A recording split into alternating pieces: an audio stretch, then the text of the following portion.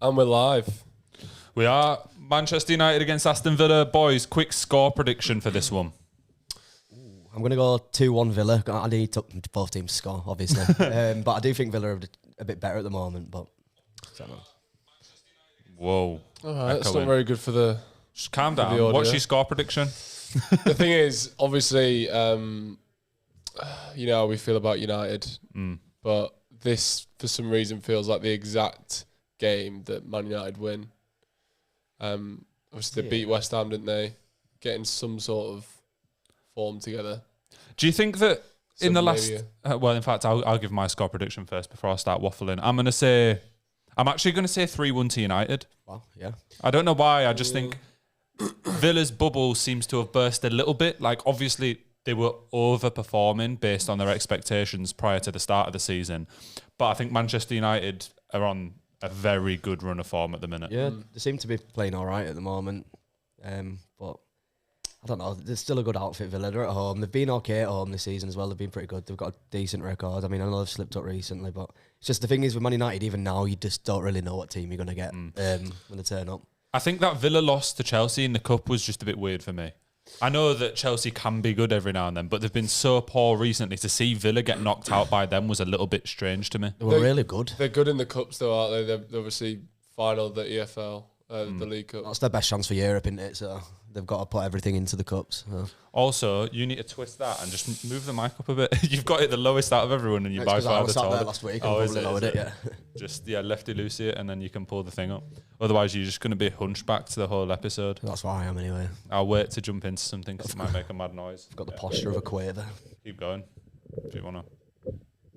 Yes, I know what you mean. Sometimes I'll sit here, and by end of it, I feel absolutely knackered. Oh no, it's proper hunched, mate. I'll say 2-0 United, by the way. I didn't actually did give... you not? 2-0 to United, so Villa aren't even going to grab a goal.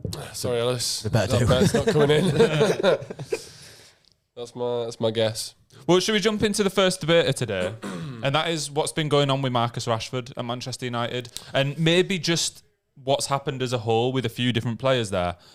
What are your opinions on how Rashford was treated in comparison to Jadon Sancho? Because to me, from an outside perspective, it seems like the scenarios were very similar, but there was a completely different treatment of both players.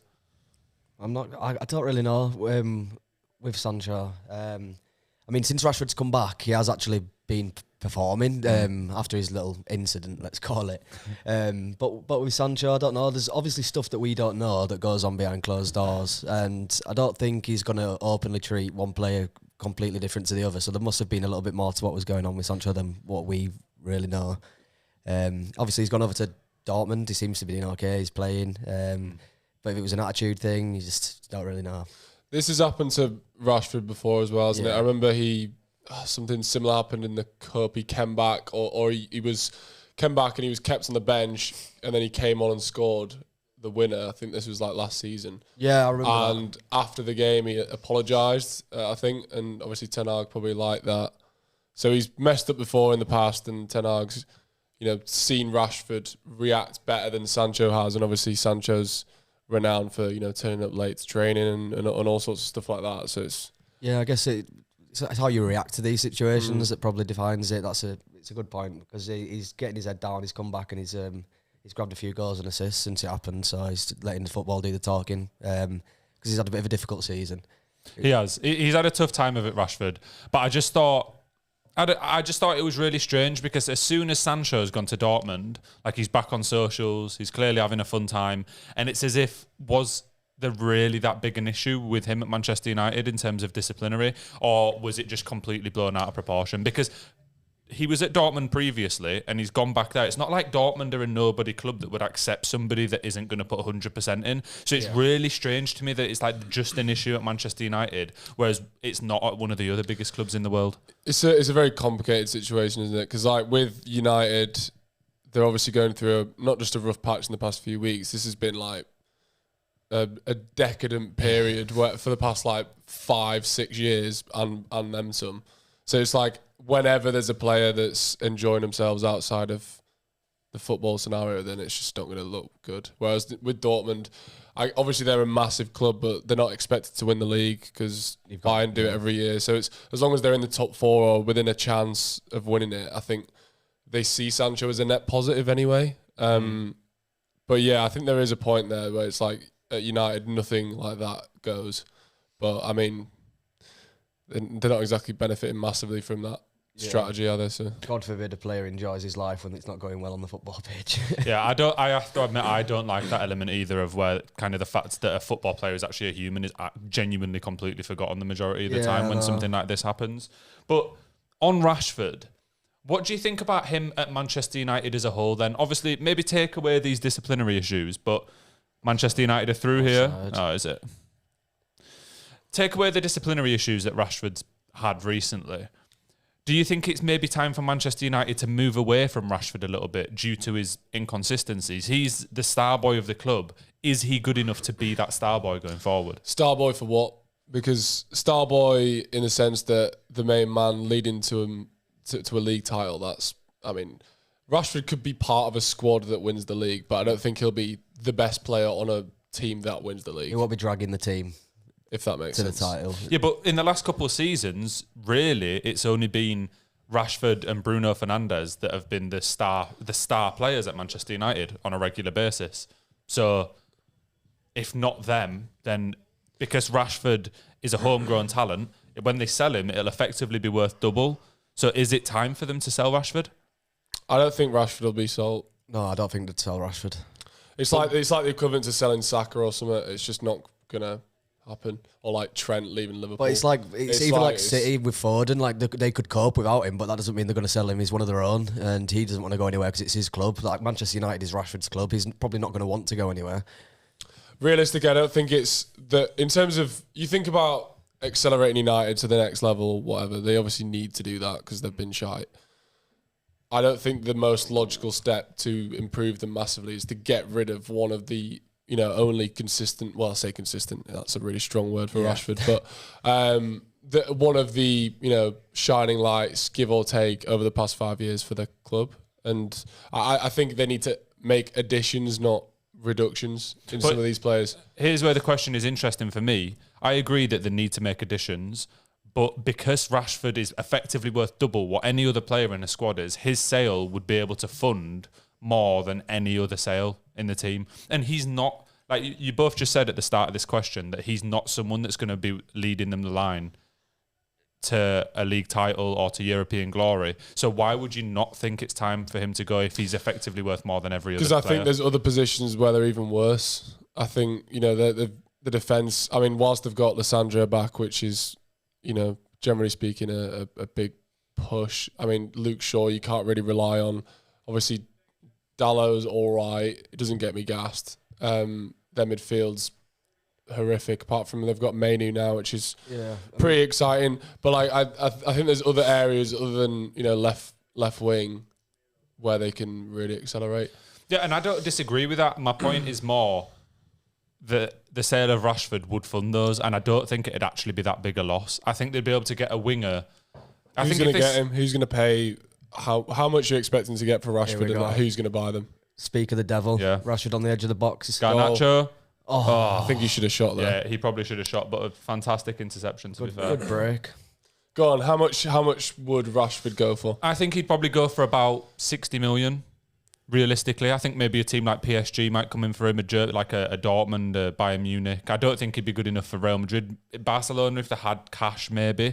But yeah, I know, but I'm just saying that's the type. Like maybe not the top. I agree with PSG. Dortmund, unlikely. I think they're too clever to make that signing. Remember, because he's a homegrown player, though, that 60 million. It's all prof. Yeah, is all profit. Yeah. So that's like. They could sell half their squad and it wouldn't be worth that much.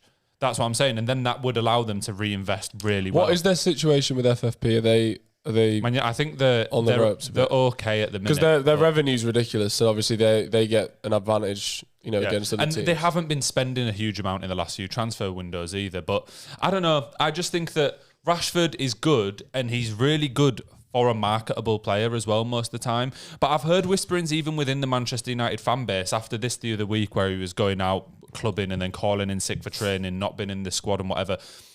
If you were a fan of the club, you would probably start to get pissed off with this player, especially when you don't know how they're going to perform game in, game out, and he's one of the ones leading the line. It just feels like, to me, I would be on the boat of selling him 100%.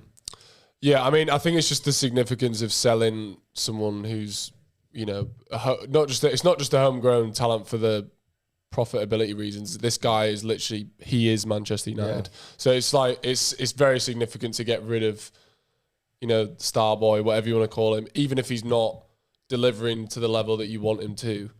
I still think that it's such a blow that.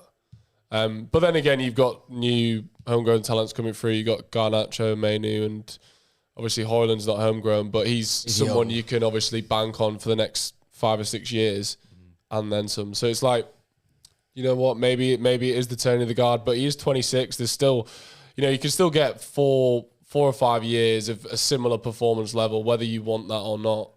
That's still pretty valuable, I think. Yeah, it is valuable. Again, I don't think he's a bad player. I just think out of everyone in Manchester United's attack currently, given the financial benefits of selling him, I would sell him. Yeah, and what does put in favour of your point is if you compare the left wingers of their rival clubs in the top 6, where does he rank? Yeah. Like when you look at Spurs, they've got Son. When you look at Liverpool, they've got, you know, Diaz, Nunes sometimes plays on the left. Jota can play there. Yeah. City have got Grealish, Doku, Foden, Arsenal, Martinelli. Yeah, do you know what I mean? So it's like right. If you want to be, you know, competing with these clubs, obviously Rashford's in the conversation with some of them players, but he's far from the top. I'd say sometimes he's close to the top, and then it's just like boom. After 6 months, he's back to like 6th, 7th, if that. Purple Patchford, man. Yeah. There we go. I think there's a decent block there. Tell you what, Man United are looking the better team at the moment. Yeah, I think me and Joe are pretty nailed on at the minute.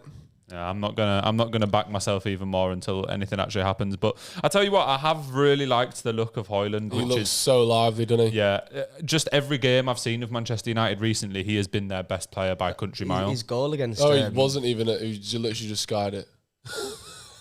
Give a corner though. Yeah. Even if that didn't touch him, though, it was going way over. His goal against West Ham last week on his weak foot outside the box. It was a really good finish. I mean, he's young as well. I think he's has he just turned 22 or has he turned 21? I think he just turned 20. No, I swear.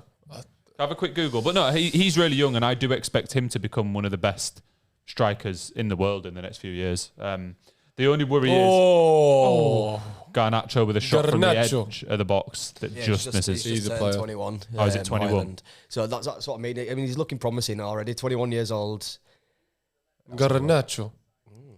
I think that this new concentration at Manchester United on the youth is going to be what really propels them. I think Ten Hag in the last couple of games, as you said, actually starting Mainu, and then obviously you've got Garnacho already, Højlund. I think if you keep relying on the youth for an extended period, it will eventually start to come good because they're all clearly talented players. But it's just one of those where you can't get on their backs if they have a couple of bad games. Yeah, I'd take him. I'd get him in next England squad. It's dangerous. This is dangerous. Aston Villa. What a challenge. Well played, Dalla. All right, I was cussing him out earlier. He doesn't do anything. He starts for City. But yeah, I'd take Kobe on the plane, mate. Get him to Germany, honestly. Over who? Phillips. Well, yeah, Phillips, Henderson, fucking Phillips, you name it. Stinks at the moment. Phillips has had that curse on West Ham. He's really 6-0 today. It's actually so sad to see. I know it's unfortunate. Do you know what I mean? Like, I'll back him every day of the week. I want him to do well. You want to see him do well, but it just, especially in his first start as well. I can't remember who it was against now. It was Bournemouth. Gifts a goal. Second game as well. It could have been classed as his fault, one of the goals. Yeah, because he lost possession against Man United. He's had 3 stinkers. Yeah, he's had 3 really poor games, and it's interesting. He needs to get them fucking cobwebs dusted off big time. Yeah, he really does. And there's a lot of pressure on West Ham right now because of the last couple of results, and it's really probably not the best time to be trying to dust cobwebs off. I know, but I know they were 4-0 down before half time, but the seventh in the league. They just won a European trophy a couple of months ago, yeah, and you've got fans leaving before half time. Like, I don't know. I can't really say anything because I left early last year against Crystal Palace, but it was after it was in the second half. I don't know. I think big picture, they've still got a tasty front three. Once you get everyone back, because obviously like Kudos has been at AFCON, Bowen's been class playing up top. Yeah. And then Douglas. Oh, I don't hate and then Paqueta at left wing sometimes, or at Cam. He's an Tidy unbelievable player, but he's obviously injured. When he's back, that's going to transform that team. Do you know what? I'd actually be really interested to hear from some West Ham fans how they actually feel about it, because you kind of see a rhetoric online, but sometimes is it more just paper talk and then try to stir up? Because if I was a West Ham fan right now, and as you said, I'm sitting 7th in the league, last season was massively successful, probably the best season I've ever seen. Surely there's not really any reason for you to be genuinely upset. The squad's more exciting than ever. They've transitioned out of, I think, big picture wise, they've transitioned out of Declan Rice very effectively. I think James Ward-Prowse was an obvious signing, but they made it.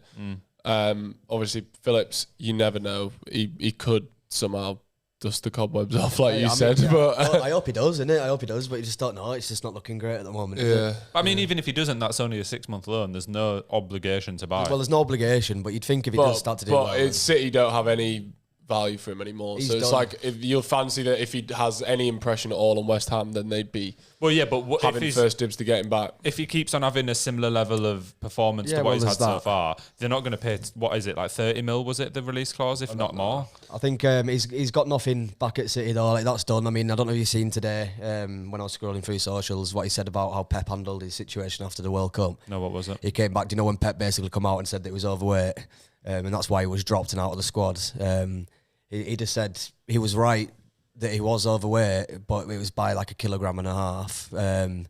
And Calvin just basically said there's ways to go about it, and he don't think that he handled it well. And I think that's kind of burning bridges. That's a 1-0 to Manchester United. Is he off? You would think that Højlund is offside there, but it was from a corner, so. Rasmus, man.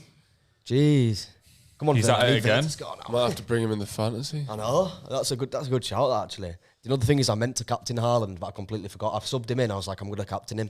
But then I completely forgot to do it, so he stuck with KDB. I mean, he got an assist. Maguire did really well there to win the initial header from the corner. I just want to see a replay and see if it was offside or not. He didn't even start at KDB, No. He came on and got an assist. Yeah, he's in my team as well, but I've captained Haaland. Yeah, I was meaning to, but I think he is on. Yeah, he's on. Manchester United have been massively on top so far this game. Villa haven't really got going, have they? They've had like 1 or 2 potential attacks, but the final pass has been poor. Meg Martinez as well.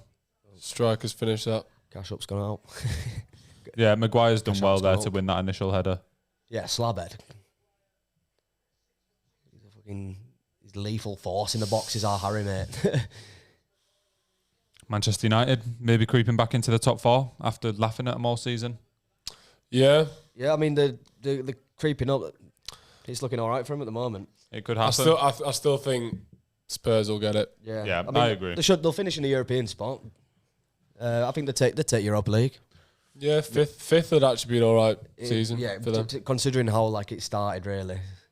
I saw a stat there. That's Højlund's 11th goal for Manchester United. There was a bit of a joke because he was only scoring in the Champions League at first, but when you think about it, for a young lad's first season in the Premier League, 11 goals is incredible. I know that's not just in the league, but overall. Midway through February, he's still got a couple months left as well. He'll get to 20 plus, you'd imagine. And at the start of the season, if you'd have asked a Man United fan, would he be happy if he gets 20 plus goals this season? Just across the board. I mean, they'd say this first season, young lad, take it. Surely you would. Oh yeah, 1,000,000%. Shall we have a little chat about the potential new card that could be coming into football, and that is the blue card. What do you boys know about it? I know it's complete fucking nonsense and shite and shouldn't be implemented. It's just for dissent, isn't it? Is it for dissent? Is that what it is? I don't think it's just for dissent. Serious challenges. It's basically trying to be an orange or an amber card. Oh, I don't like so that. It's like if a really cynical challenge that's like a strong yellow, that could be given as a blue. Let me give you a little rundown. Yeah. Let me give you a little rundown. So it's very similar to like a rugby sin bin. It's already in place in youth football in England and Wales. Oh wow! Apparently, I didn't know this until I started researching it. And according to FA figures, the trials that they've done in youth football resulted in a 38% reduction in dissent across the leagues, and 72% of players and 77% of managers and referees wanted the change to continue moving up the football levels. Wow. So it means that a player can be sent off for a 10-minute period opposed to being sent off for the whole game. And if a player is shown 2 blue cards, they're not allowed to rejoin the game, but if the team has remaining substitutes, they can substitute them off. So weird. I didn't know that. Which is weird in itself. And my first thought is, surely if you were a football team and one of your players got a blue card, you'd just waste as much time as possible. Well, that's the thing. You just sit behind the ball. So it'll have a detrimental effect on the game in terms of it'll just kind of kill the flow of it, really, won't it? Which I don't know. It's not really that beneficial. It's fucking shite. It's so bad. I mean, if you think about it, they can't get the fucking decisions right as it is when it's just yellow and red cards. They've got more than enough things to implement a correct decision with VAR, with all these reviews. They've got 4 officials on the pitch. And they still can't get it right. So adding an extra decision to make, or an extra variable. Is it a yellow? Is it a blue? Is it a red? Is it a fucking bird? Is it a plane? Who fucking knows, mate? Because these lot are useless. They're Leeds are in the Championship at the minute, and the officials are even worse in the Prem, but they're not that much better. Like in the Premier League, it's horrific, the decisions that are made. They actually get time to review these things as well, and we're still seeing decisions made wrong. But the one thing that I don't like is why do we need to fix something that's not broken? Like the game, I think the game's fine. Obviously, it's got its flaws, but it's like the changing stuff. They're just getting bored and wanting to change stuff. Like the format of the Champions League's changing next year as well. I love the Champions League as it is. I don't see why it needs to be adjusted and modified.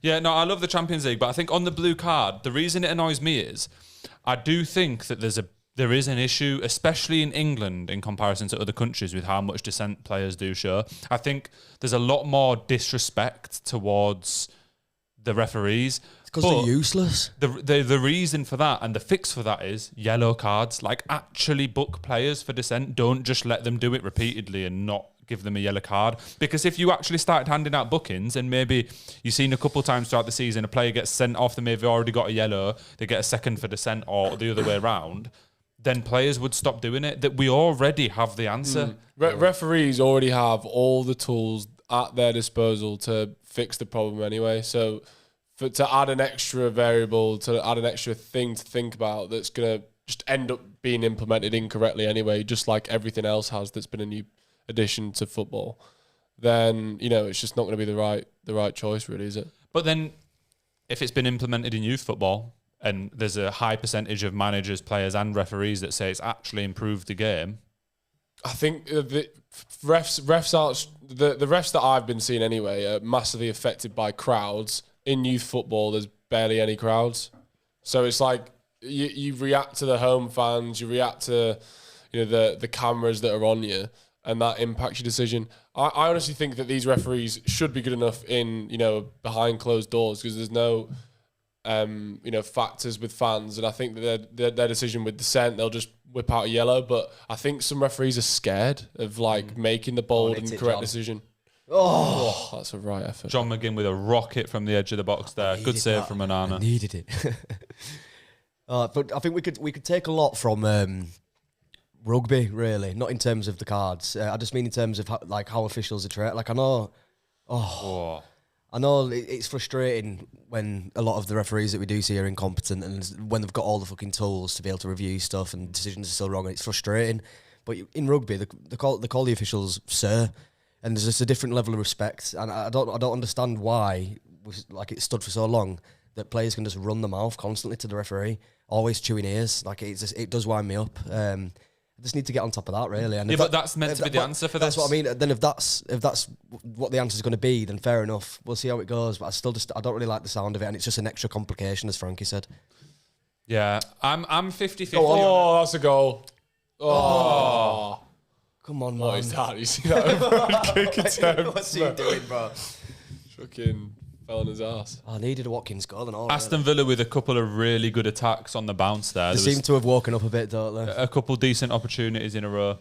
And we've spoke about it before on previous episodes, but I really do like how well Villa are doing. I think it's the first time in a little while, or at least in my recent memory, maybe since like Leicester, that I'm rooting for a team to manage to get those European spots. Obviously, it was similar with West Ham a few seasons ago, but Same with Newcastle last year. I wanted them to get top It's a 4. great pass. yeah, you see, Newcastle, it doesn't do as much for me just because of the ownership. Yeah. I completely agree with you. In fair, when you think of it like that, it doesn't. Like, I do actually rate it for the Newcastle fans, and it's nice to see another fan base get an opportunity to go see the team play in Europe. But I think Villa have done it slightly more organically. I know they've still spent a lot of money, but it's been over a bit of a slower period of time. Well, we looked into it, didn't we? We did a bit of a breakdown of what's gone on at Villa. I mean, you put like a 12-minute clip on YouTube, didn't you? Yeah. That kind of just breaks down what they've done. And like you say, it feels a bit more natural and organic. Well, practically over the last couple of seasons, Villa's net spend has been like, I think it was less than 50 million every season. And that to get to this level now, I think Emery is the major factor behind it. I mean, you've only got to look at what Gerrard was doing with pretty similar players, to be honest. And then, it was looking like a relegation scrap under his leadership, wasn't it? I mean, I remember... Like John McGinn looks amazing now. And he's been at the club for 8 years more. He looks like a new man, He was with Villa in the Championship, wasn't he? So. Yeah, he was. He does look like a new man. He's snapping people week in, week out still. Yeah, I know. He is one of those proper old school bastard, footballers, isn't he? But Archie, didn't he? Yeah, he proper clarted him. Archie Gray. I actually saw a video yesterday, and Archie Gray is the Championship player whose value has gone up the most this season, which isn't really as a surprise. But do you think he's actually going to be like a top dog Premier League player one day? Or are we overhyping him because we're Leeds fans? I don't think he's the next Jude Bellingham, if that's what you're saying. But is he the next? I'm saying more. Harvey is he Elliott? The next? No, I'm saying more like Trent level. Trent is still. That's still a hot take. He's not whipping balls in like. He's not whipping balls. I don't think he means in terms of like the actual him as a player, but do you mean in terms of recognition and quality? Recognition, like one of the best young players in the country, probably playing for a pretty good team.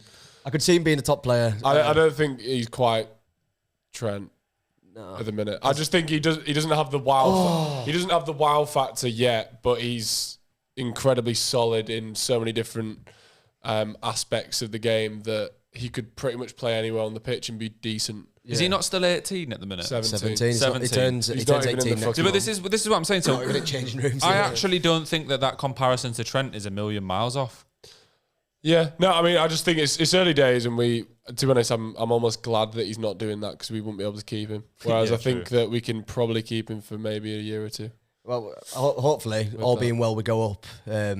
I mean, there's still a long way to go, but and it'd be good to see him in the Premier League because then you could test that theory, really, couldn't you? See how he performs because it's a different level. We've seen the level of the Premier League because you look at Burnley last year, they win the Championship, they get 100+ points, and they go up and they're scraping.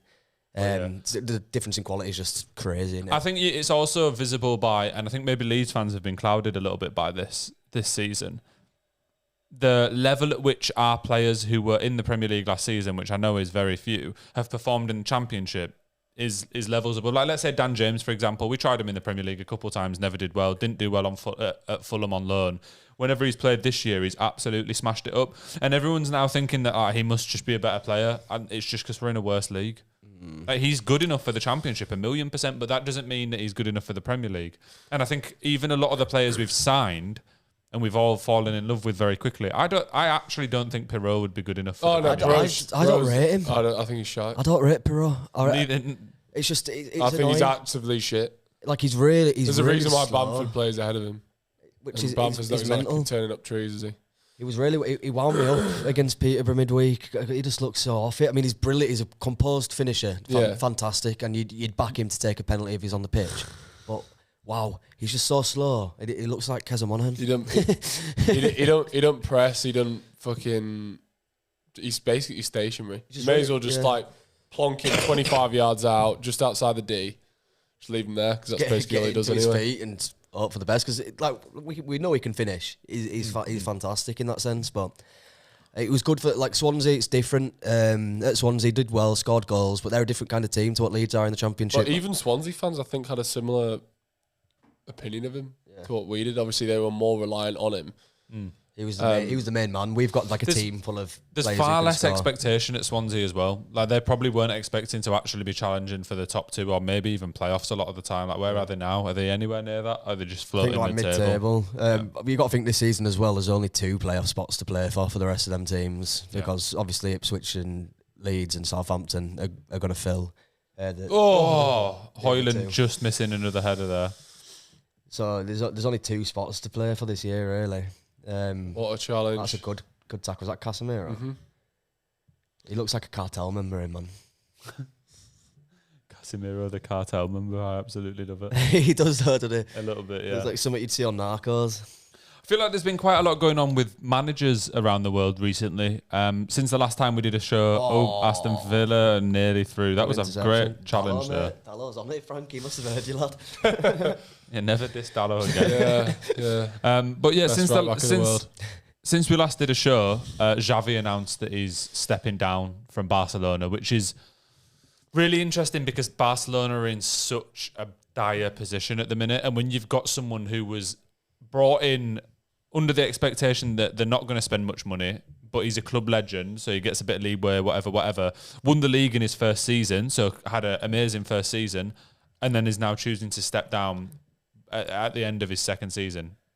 I think it's like you just said, he's a club legend, and I think he wants to step down because he can obviously, he'll honestly, from where like he's been with Barcelona, he'll get a feel for what's going on at the club. I feel like he'll probably just want to not taint his legacy by sticking it out with him because, as you said, they're not in a great place. He probably thinks they won the league last year. Madrid have absolutely patterned it over the summer. Yeah. And now they look amazing. They've just slapped Girona 4-0. So they're probably looking to claim that La Liga title back, and they're not looking like they're going to go anywhere anytime soon. So you've got to think Mbappe might be on his way to Madrid as well, which is just ridiculous. Yeah, he probably doesn't think that he can do much more with that specific squad. I mean, Onana with the most questionable clearance I've ever seen there. I love watching him play football. Stop me in the tracks. I mean, they've got some exciting young prospects. Obviously, Pedri and Gavi are unbelievable. And he does stun his. Is it his ACL or is it?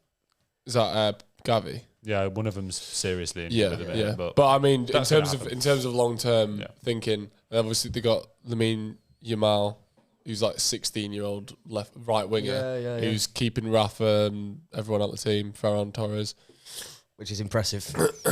But yeah, is that on the same level as Madrid's young talent? Well, Madrid's squad at the minute is absolutely unbelievable. It's the best squad in world football, really. Isn't it? I mean, you could compare it to City, of course, but even City, I don't think they have the same level of young quality players. Yeah, it's the youth it's like, I feel like Madrid's team is like Arsenal's and City's, like in a combination. So you know how Arsenal's best players are all like 23 to 26. Yeah. That's sort of similar to Madrid, but Madrid's players are just way better than Arsenal's. Yeah. So it's like sort of makes that comparison a little bit. You've got unbelievable midfield. You've got about 5 midfielders that are going to be classed for another 10 years. Yeah. And then the front three is unbelievable as well.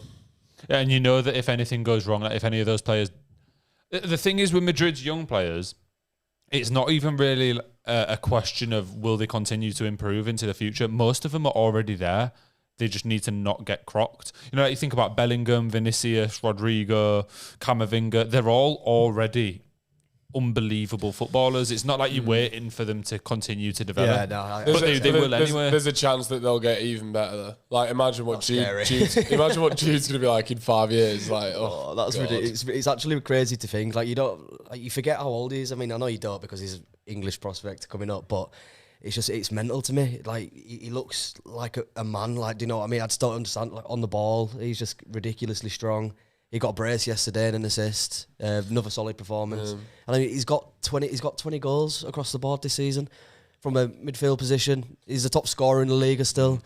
It's just crazy. I'm really excited for this Euros. I just thought I don't know. I don't want to get too excited because it just sends in heartache. No, Southgate. I say he's on fraud watch. No, he's definitely a fraud, and everyone knows That's another thing that we could mention. Yeah. Seen yesterday on Sky Sports News, talks of England offering Gareth Southgate a contract extension to 2026 to the Before World he's Cup. actually won I anything. would actually string up. Like honestly, yeah, I do. I hear would it. actually just end it all. You know me, I've fully back. I've been back in Southgate all these years, yeah, and it's got to the point now where 2024, this absolute unit of a team that we've got. If we don't win it, let somebody else take the reins. It's got to be. If we win it, then fair enough. Take us into the next World Cup. I think swallow our pride. Does it have to be an English manager? No, I in don't my think it opinion, does. why the fuck does it have to be an English manager? An English manager hasn't even won the fucking Premier League yeah, before. there you go. Yeah, I don't. So like, how are we supposed to win a World Cup or Euros? There is no English manager right now that's good enough to manage this current England Get squad. Graham Potter in, get Eddie Howe in, get fucking... Aston Villa. Oh, I'd take I'd fucking take Pep, mate, after he's done at City. Imagine. I mean, there's so many. There's a plethora of managers that come to mind. Obviously, Klopp, if he was willing to do it, but he clearly wants a break. Pep, you wouldn't take Klopp for England. he wouldn't manage England, mate. No way. No, I know. I said if he was willing to do it, you would German take man him. managing England just doesn't sit right with me, though. To be honest with you, I'd take it. I don't Bro, fucking care. No. Who cares? Get a bit of German professionalism. Teach the boys how to fucking perform at finals. I'll take it. I get swallow my pride, all of it. Oh, yeah, I hear you. Get me a trophy. yeah, that's what I want. I would. It doesn't sit right with me, but if it It's gets us a trophy, if you said Klopp or Southgate, I'd mate. Southgate all day. Oh God, I hate you sometimes. This isn't 1945 though. Like, what do you think fucking Klopp's going to be doing? He's gonna want his team that he's managing to win the tournament. It's bro. calm. We can't have a man. He's behind enemy lines, mate. That's what they've been waiting for. Ellis is The gonna opportunity. Ellis is going to be commenting on Facebook status: 2 World Wars and 1 World Cup. They've infiltrated us. No, but I'd definitely take Mourinho. I would take as well. Mourinho's a banker. Mourinho's an absolute banker. I mean, a lot of people say, and a lot of people's negative comments towards Southgate has been a negative brand of football, and that's exactly what comes with Jose Mourinho. But Mourinho At least does it know how to fucking get over the backed up line. by trophies. Yeah, he does know how to get over the line in it. But that's the thing. It's a little bit contradictory for people to say, "Oh, I don't like Southgate because it's just negative football." That's exactly what Mourinho plays. But like I said, I mean, I agree that I don't like Southgate because it is negative football, but it's also because I don't have any belief that we'll actually win the tournament playing said football. If I thought we were still going to win it, I'd be cool with it, but I don't. I think No, but it's also when it's crunch time, when it's like a final, so like when we played Italy, score in the first 10 minutes, and then we fucking park the bus for the next 80. Yeah. And It's like, mate, they were there for the taking. I know this is fucking years ago, and we should get a grip and get over it. I'm never going to get over that. But like, that man is still in the job where it's like he was given the best opportunity possible to win a international trophy. A pretty good route against to the literally final. A washed Italian team that about 46 their centre backs. Fucking Buffon no, it wasn't. Was it? I'm fucking miles off.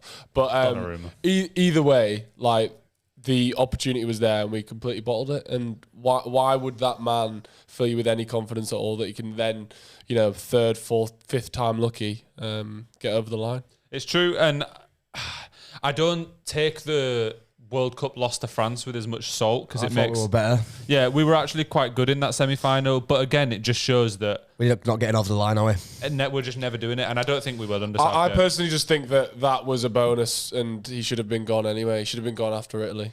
Should have been gone after the Euros, and then I think you've got to look as well. that was... With that Euros, our route to the final, obviously we played Germany, but a Germany team that's passed it. We beat them comfortably with a better team 2-0. Then you've got Ukraine and Denmark in a quarter-final and a semi. As soon as you play someone half decent, Yeah, but the thing is, even Germany are fucking awful. Like Germany, Their there's a squad's big terrible, rivalry, man. but their team is shockingly bad, or at least it certainly was a couple of years ago. It's got a lot better now. They've got Musiala, Yeah, and they've got Leroy a couple Sané's good- back. couple of good youngsters now. It's not but- what you'd associate with like German football. That team, do you know what I mean? Like you look back at the German teams that we've grown up watching. It's not like your Philip Lahms and your fucking Mario Gomez up top in his prime Mario and Gomez, What was that? Thomas There was Muller. another German strike closer. Miroslav Klose. Miroslav. Yeah. Top World Cup scorer ever. Yeah, I isn't think he? so. Internationally, he was always unbelievable. Not quite on form all the time in the league. Still good, but internationally, he was Where did he quality. play? Did he play in Italy? No, I think he was in the Bundesliga most of the time. I feel like maybe Wolfsburg or something like that. don't know. Or was that Gomez? Mario Gomez was Bayern. I think I seen Mario Gomez play for Wolfsburg in person. Anyway, Oh no, I'm not. Yeah, but I just in his prime it was Bayern. A question on England, because I think this is the most difficult part of the squad, and I'm sure we'll do a full video on this as we creep closer towards the Euros. But what midfielders overall, like just like centre mids, attacking mids, or DMs, would you actually take to the World Cup? I'll tell you what. It's the Euros. Do you mean? Yeah. Oh yeah, Euros. Sorry. I would take. How do you say his name? Manu. Is that? Yeah. I honestly would take him. We've got games in March. I think we play Belgium and Brazil in friendlies. I'd honestly take him. Let me ask you a question though, because we've had these debates on the England squad before. And when Maguire was super out of form, you always said, he's got to go. He's always done it for England. He's got to, even if he's crap for his club, he's good for England. He's played well for England. So how are you going to call someone up to a major tournament, which were the favourites to win, that's never played for England? Because you've got to have a balance in your international teams. You've got to have people that have done it. The difference is with that point is that at centre-back we don't have a choice. But in midfield we do have, we've got 3 starters, I'd say, but then in terms of our, backup midfielders, we're very thin because you can't take Phillips and Henderson. Like it's just not on. The annoying thing is, Henderson's gonna fucking go because he's gone and signed for Ajax, thinking shit, I'm not gonna get in the England team. It's probably my last chance to have a crack at a trophy in with the England international team. And he's his first game for Ajax, Southgate was in the fucking crowd. Surely he can't. Surely Henderson can't go to the Euros. He's really going to wind me up. He obviously is, isn't he? He's obviously going to go. He's not going to make any changes to that team. That's again another problem. Like we could be 8 years down the line. Southgate still has a job, and he's still playing fucking Maguire in a wheelchair. Yeah, if Henderson goes, that's genuinely criminal. Yeah, but I really, in all honesty, I want to get excited about the Euros, and I think we've got a good chance of winning it. But our path to the final this time round is not that great. It's not like the last Euros. I mean, we're playing in the round of 16. If we finish top, second out of a group that consists of France and the Netherlands. I mean, I know we should be beating the Netherlands, and you never know how the group's going to go. But that then also means that if you get through that, you could be potentially France in another quarter final. Yeah, but we have a better squad than them, in my opinion. France. Yeah, I don't think it's just as right now straight up as that, though. No, I know. I think they're the only team we don't have a better squad. I think it's a real. It's the closest it's ever been. Yeah, probably. I just think France when you've got. It's mainly just Mbappe. You think of the only difference for me with France in playing them in an international tournament is if they've got the experience. I mean, I know we've been to a couple semi-finals and a final, but France have got medals to show for it. A lot of them players that are in that from 2018, they know how to do it, and that kind of instills an element of fear into probably the English players. I think it's about mentality, isn't it? Yeah. And their international mentality is literally we are the Tottenham Hotspur of international football. Yeah, pretty much. We just are. Do you know the thing is, and I've always thought, especially with the team that we've got at the moment, we just need that one, and then I feel like we could fire. Honestly, I just think that you get over the hump. Get over the hump. You get that one tournament. You get that one win under your belt, and I genuinely think for the next 10 years, the next 4 tournaments, you really looking at being up there. Yeah, I agree. I think with the squad and youth we have in there that we should be doing that. It changes the mentality of them. Yeah. Which midfielders do go then? Because we didn't. We just went off on a tangent. I don't know if I would take Manu, but then I don't know what other option there is because I wouldn't want Phillips or Henderson. Obviously Declan Rice. I mean, Dex goes, Bellingham 100% starts in number 10. Anyone who says to fucking start Bellingham in number 8 is a retard.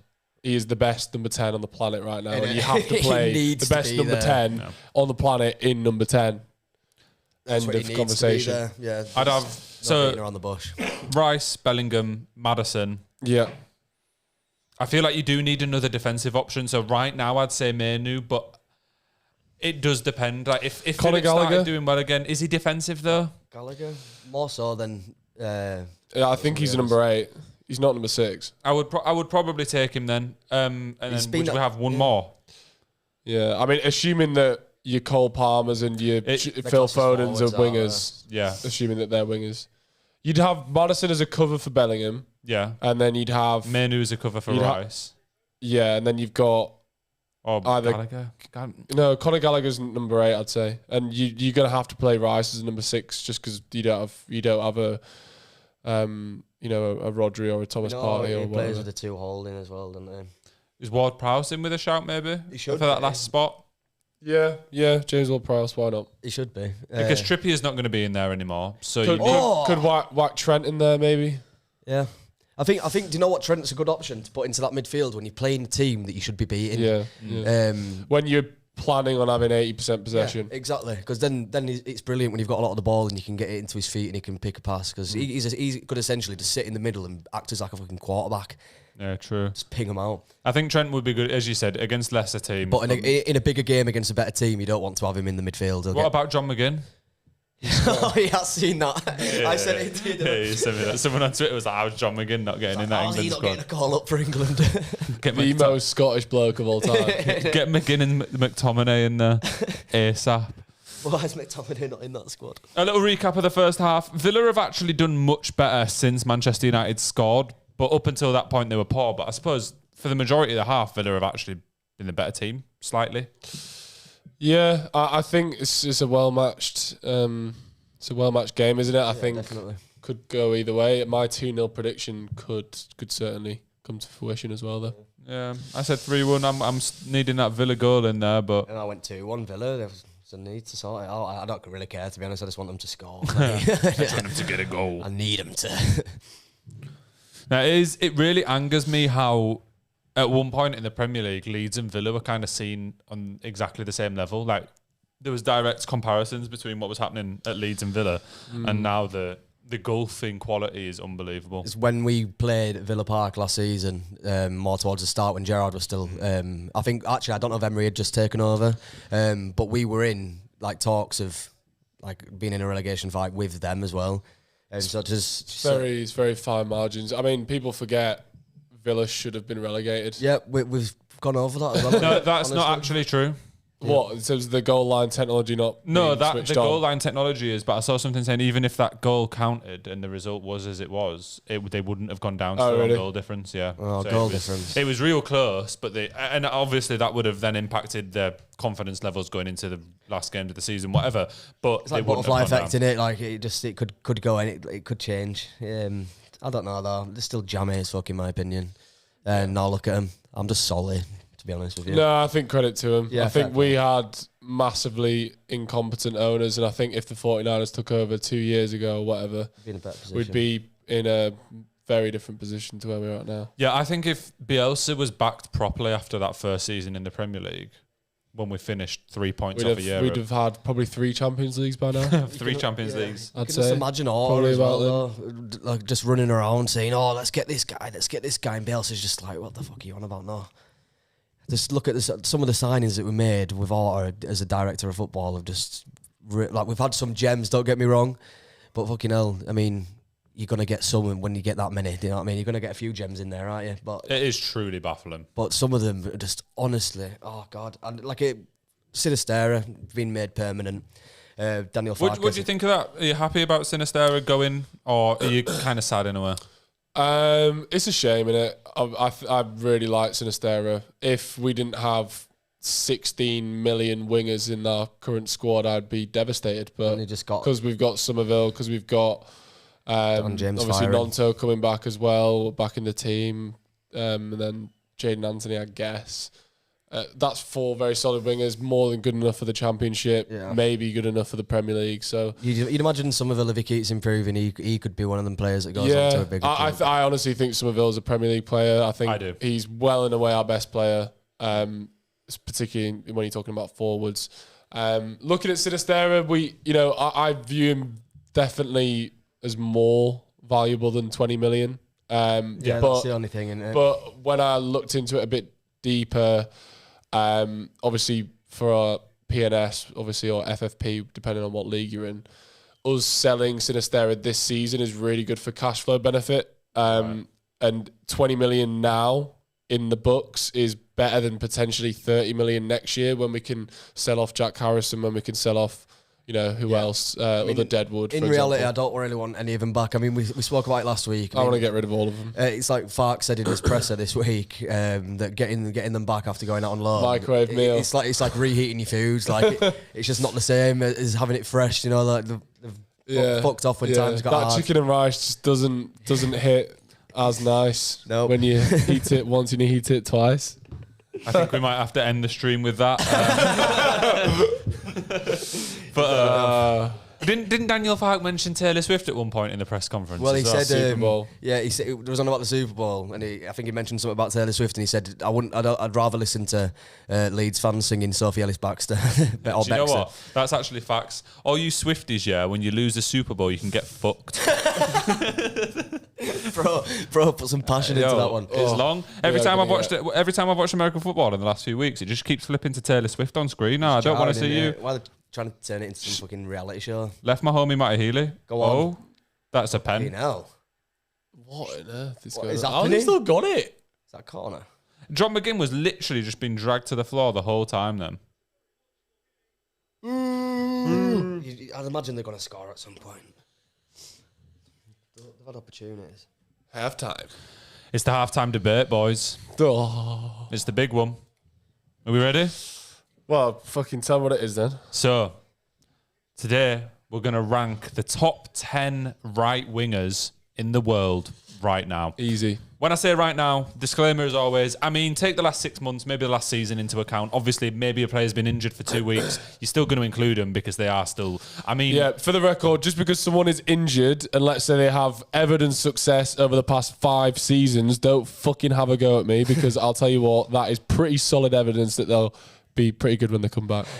So fuck off, all of you. You fucking keyboard warriors. I've fucking seen you before. I'm fed up of it. You come on here and fucking make a list. I actually dare you. I fucking dare you. Bro's lost his head. All right, we've not even started with the list yet. Let's Frankie's go. lost his mind. Let's go. Let's start, boys. Smoke today. Number 1, if we don't all have the same answer, you're both criminals. It is Mohamed Salah. I thought it was Lionel Messi. I had Messi. I'm joking. He's not. Do you joking. actually have Messi? He's not joking. No. Well, he won the World Cup 18 years ago. 18 years ago. Ellis, who have you got number 1? Messi?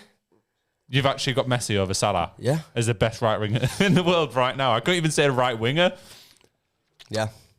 Messi. Do you? No, I've got Salah.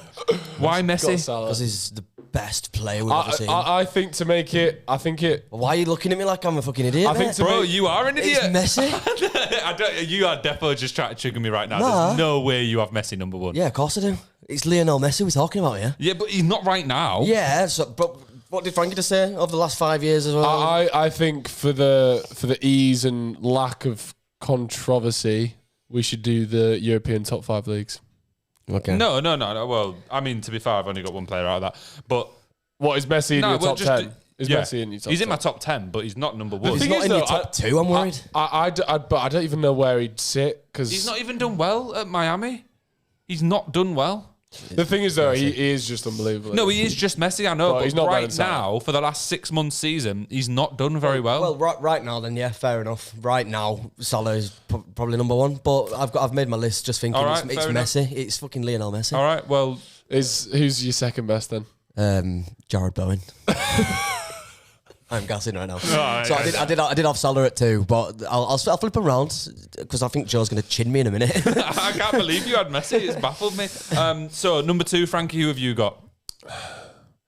I feel like you're changing your answers now. And I am. Well, I don't know where to put Messi, I'll be honest. That's fine, you can just dabble. I'm going to put Saka second. Saka, second best right wing in the world right now. I've got Sane. Yeah, Sane's up there for me. Leroy. Sane, 8 goals, 11 assists in the league this Leroy. season. I just think with Sane, he's obviously been unbelievable this season, but I think because Saka's been unbelievable last season and pretty good the season before that.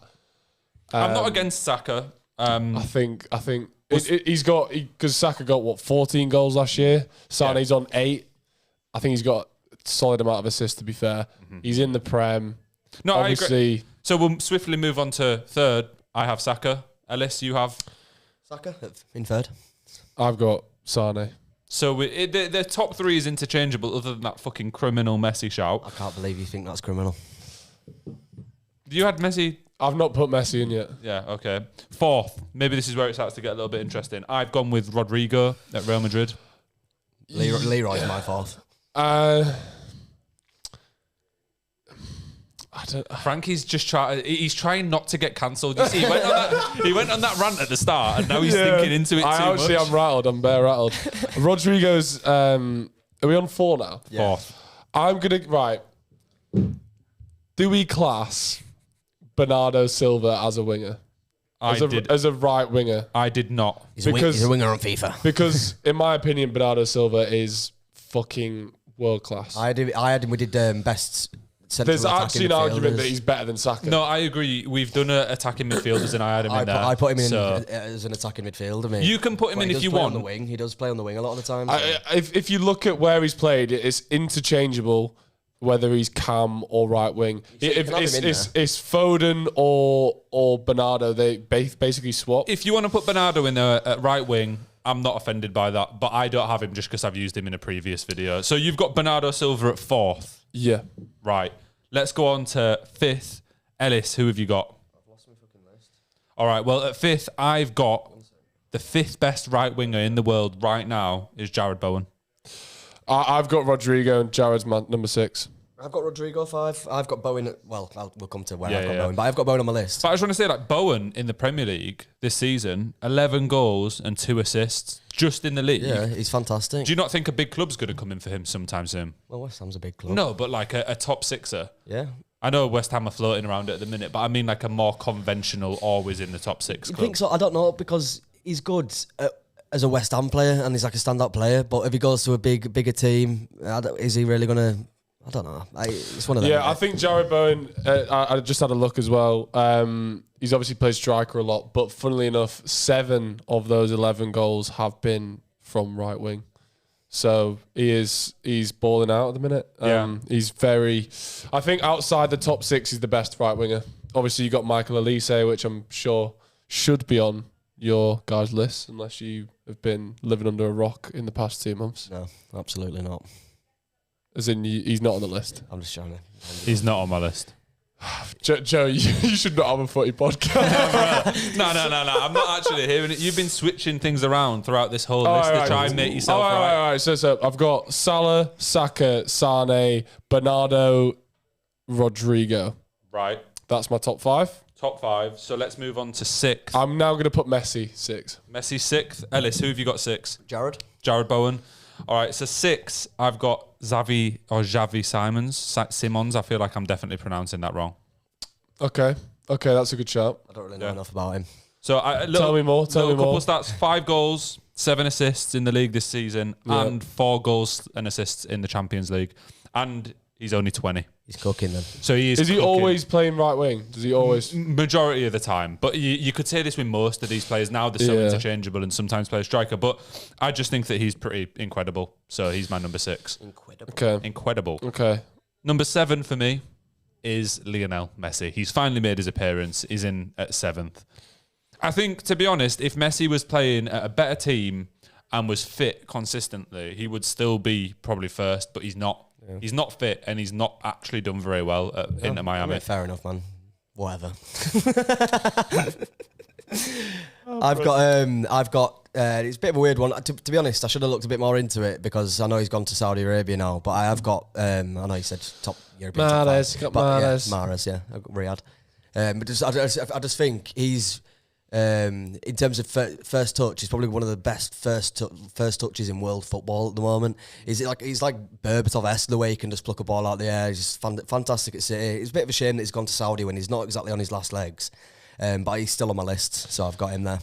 To be fair, I'm not against the Mahrez shout. For me, and I've said this many times now, I just think as soon as someone goes to Saudi, it's game over. The only reason I've really got Messi in there, because I'd say the same for him, is because it is Messi. And he's in America, not Saudi. Yeah, America, yeah, but the quality of the league isn't... I just think, obviously World Cup, I know it's 7 games or whatever, but it wasn't actually that long ago. And I think that the next international competition he'll fucking show out as well. Did you give your 7th yet? I got Bowen at 7. Right. Yeah. Bowen at 7, and then I've got Elise at 8. Elise's he's been injured for the start of the season, but since he's come back in the last 10 games, he's got 6 goals and 4 assists, something like that. Yeah, that is incredible. He is top class. Without him, Palace would be in the doldrums of the Prem. Well, maybe I should have considered putting him in, because who I've got at 8th is Diaby at Villa. for his 4 goals and 4 assists. He doesn't actually play right wing. He does most of the time, No, doesn't he plays cam. Oh. I swear when I've seen him play, Leon he's been on the Bailey's wing. more it's of a Leon right winger. Bailey. Yeah, but isn't yeah. he left? No, he's right.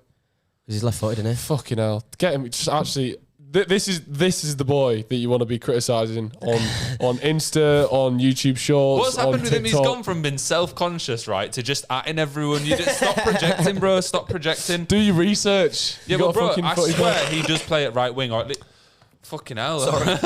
he just deafened the homies.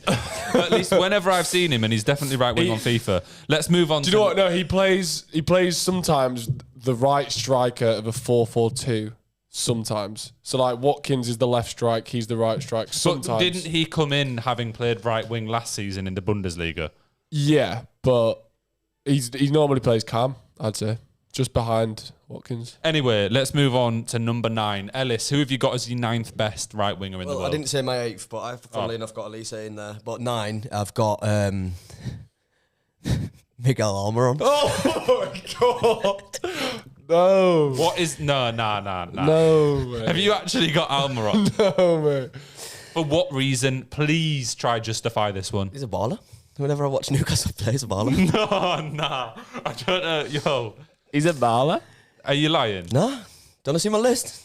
He's on All there. right. Why the description for why you're saying he's 9th cannot just be he's a baller. Well, he is. He's not. Here he is. He's not. His stats are probably okay, but that's because he's been fed very well at Newcastle. Fed. I don't know. It was one of them. I wanted to be a bit different.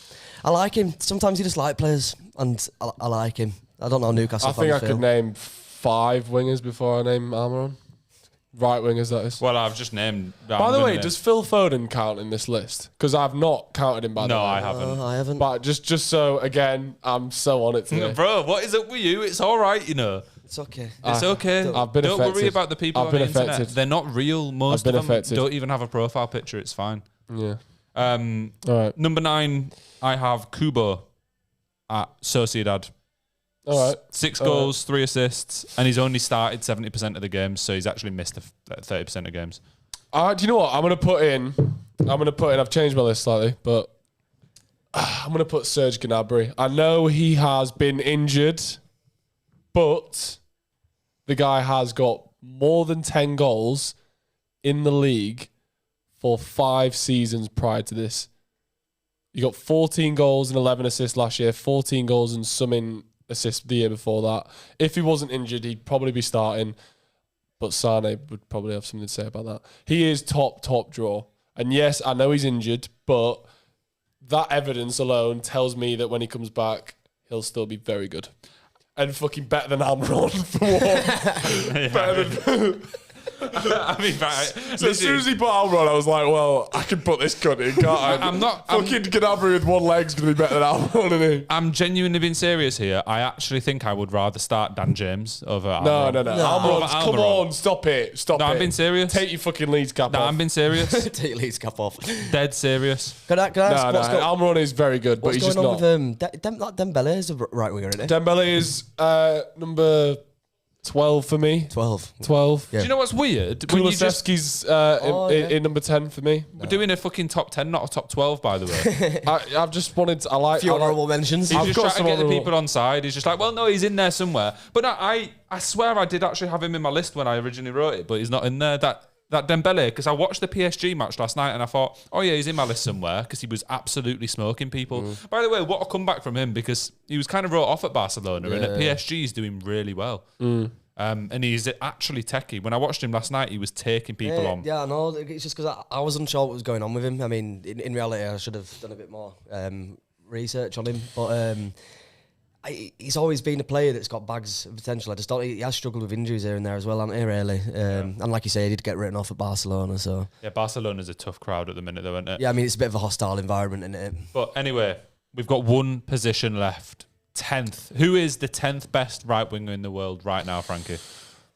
I don't like that sentence, right winger in the world. I feel like it's tough. It's tough to say. do I just go Dembele? Because I think Dembele is more talented than Kulusevski. I mean, I'm just going to stick with what I had because I forgot about Dembele. And my number 10 was actually Rafinha. He's getting... No, because he's not.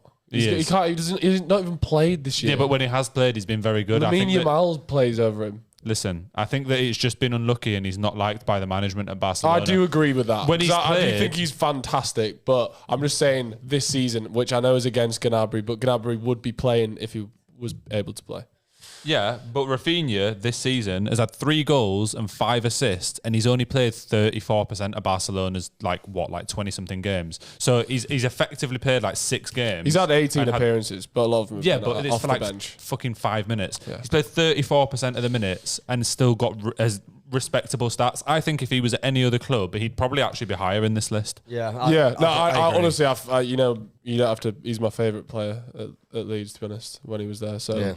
He's unbelievable, but can't really make this list for me. Anyway, Ellis, will you please read out your full list from top to bottom, and then I'll get you to do the same, and then we'll try create the ultimate list. Yes. So I'm gonna stick.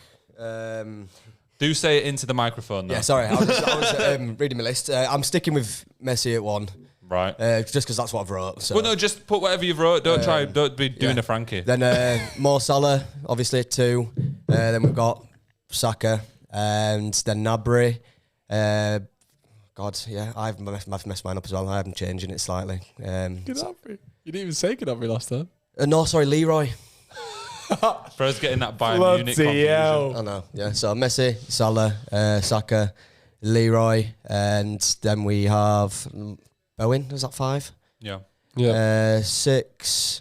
Blood didn't write the list down. I didn't. You want me to write mine? Yeah. You go. What's your top 10 wingers in the world right now? Right. No Right judgment. wingers. Mo Salah 1, Saka 2, Sane 3, Bernardo 4, Rodrigo 5, Messi 6, Jared Bowen 7, Michael Elise 8, Serge Gnabry, I know he's injured, 9, Dembele 10. When I make the TikTok for that, I'm going to cut out that I know he's injured. Just for the hope that it gets a comment. Oh, I'll go over mine. We've got Salah in first, Sane second, Saka. I can't fucking talk now.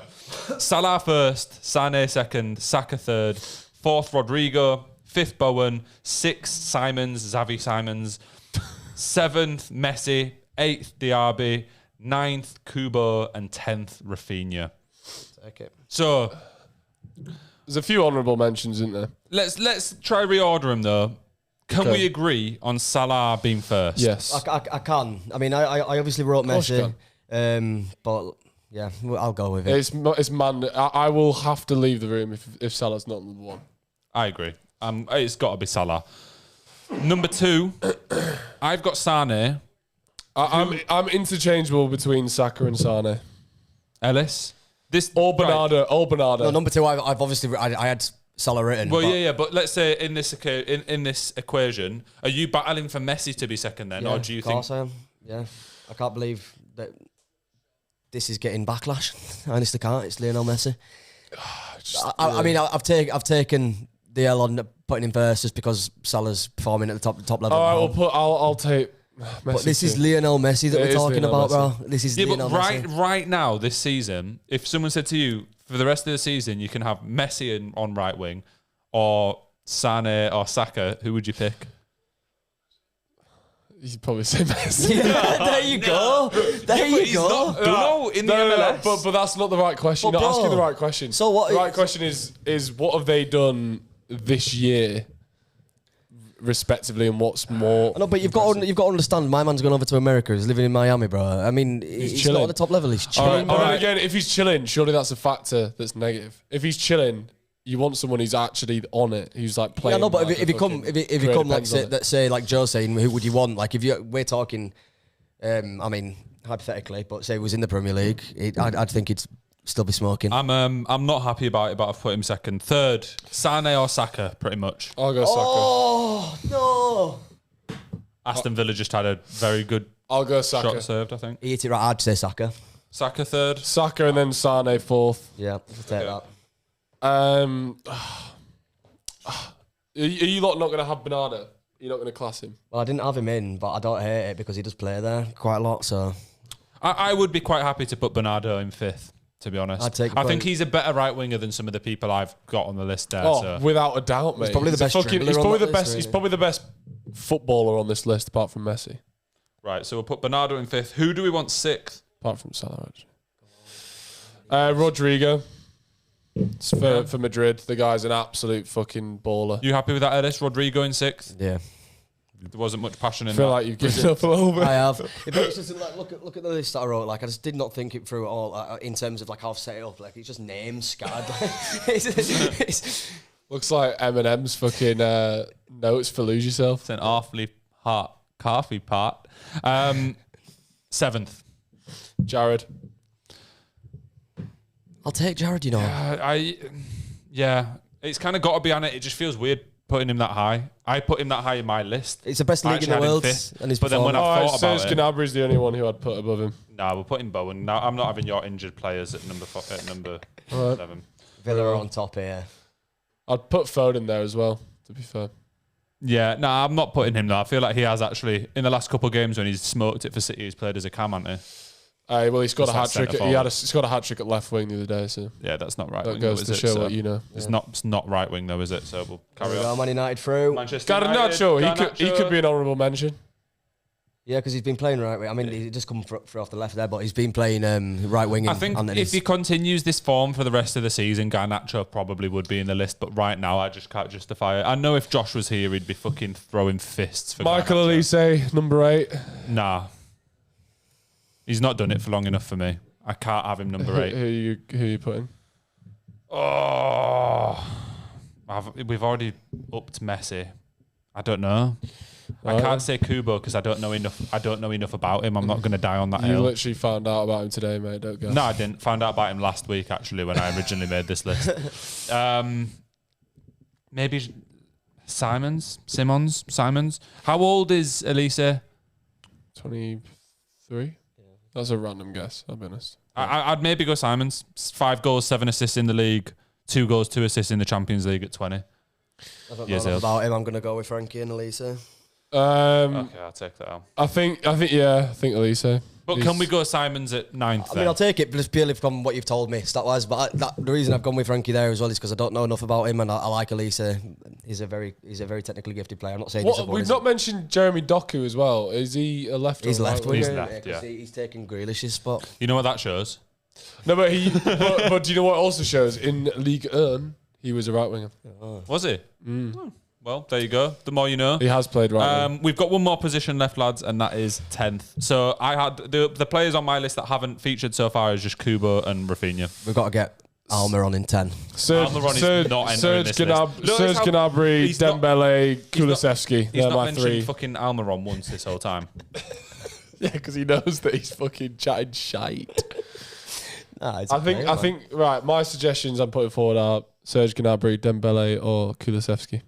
I think I would probably go Dembele because Gnabry is injured and it's right now.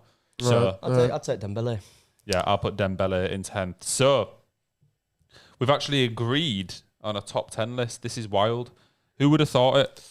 I wouldn't say agreed, but But we've settled. We've settled. So our top 10 right wingers in the world right now are Salah first, Messi second.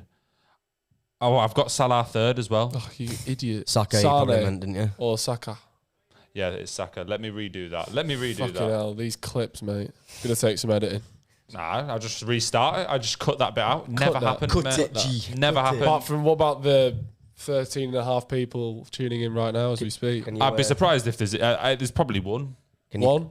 Yeah. I If you're listening, deeply apologise if for you're you listening, leave a listening comment. and watching. tell us who the best right winger is in the world right now. And if you're not saying Salah, then you need to grow up. Nah, shut up. It's Miggy Almiron.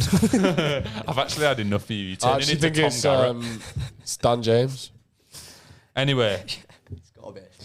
top 10 right. Take cap off. Sorry.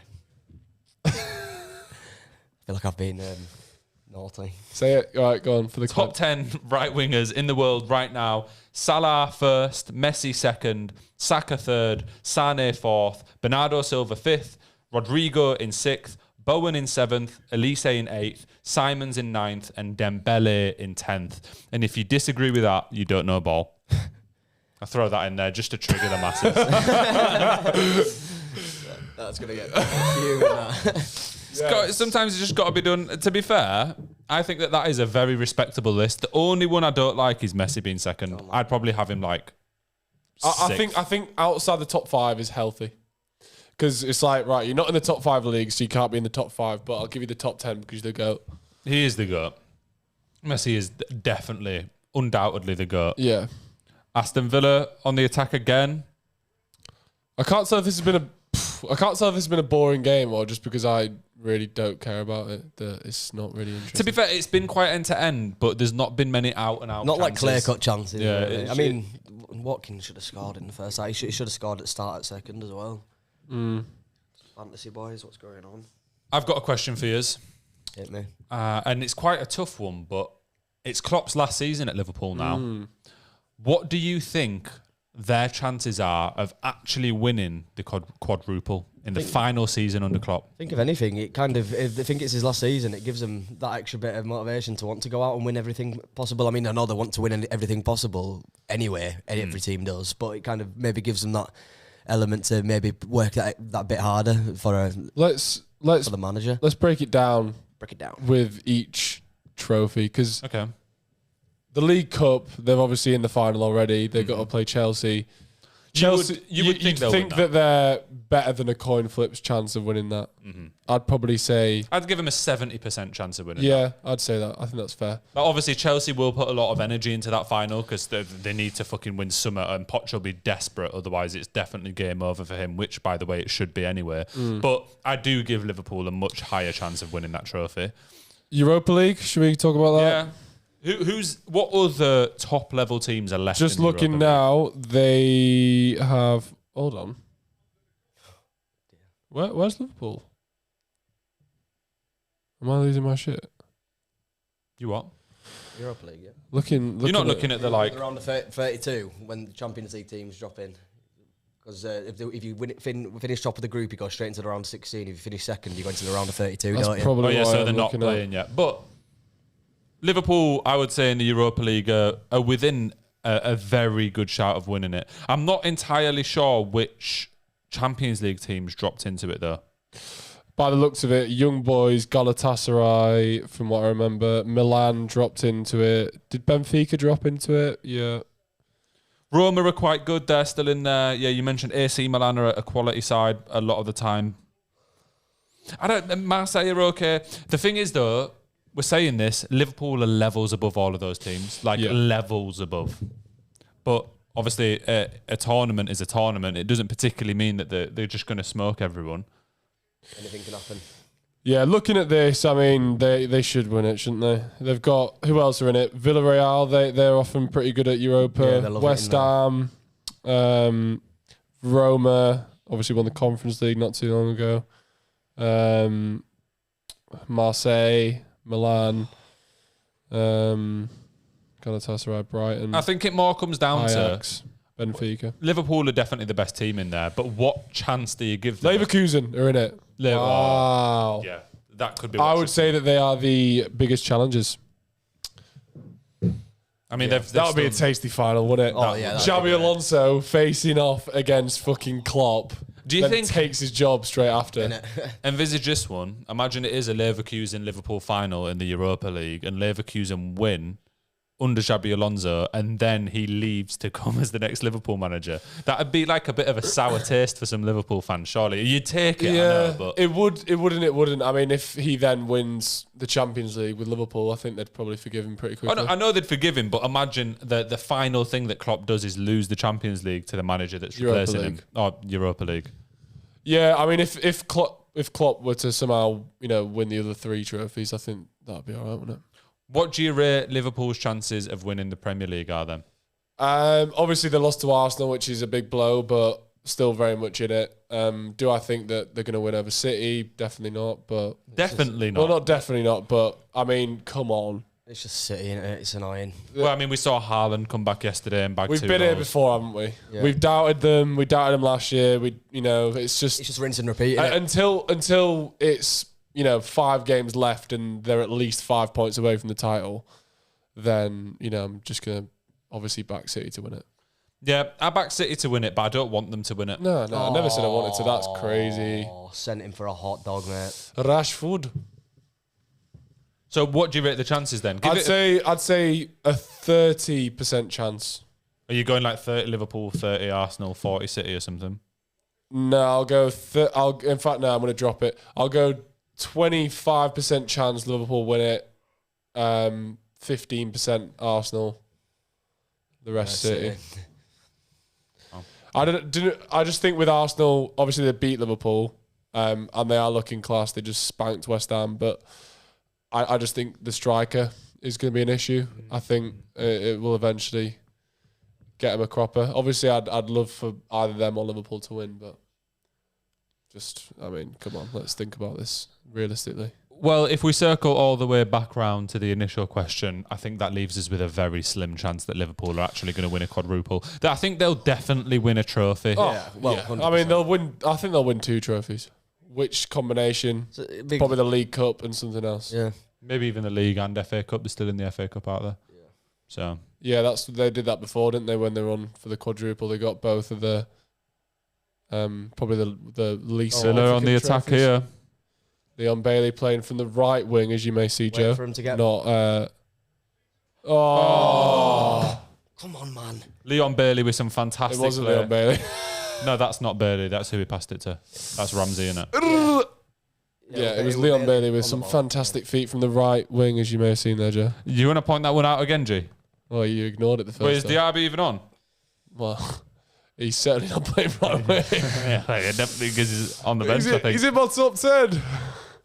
There's no Miggy Almer on, is he? Oh, I've actually had enough of you today, mate. You are turning into Tom Garrett. You've got the beard and everything. Oh, God. And where are you off soon? Are you off to you off to Maga?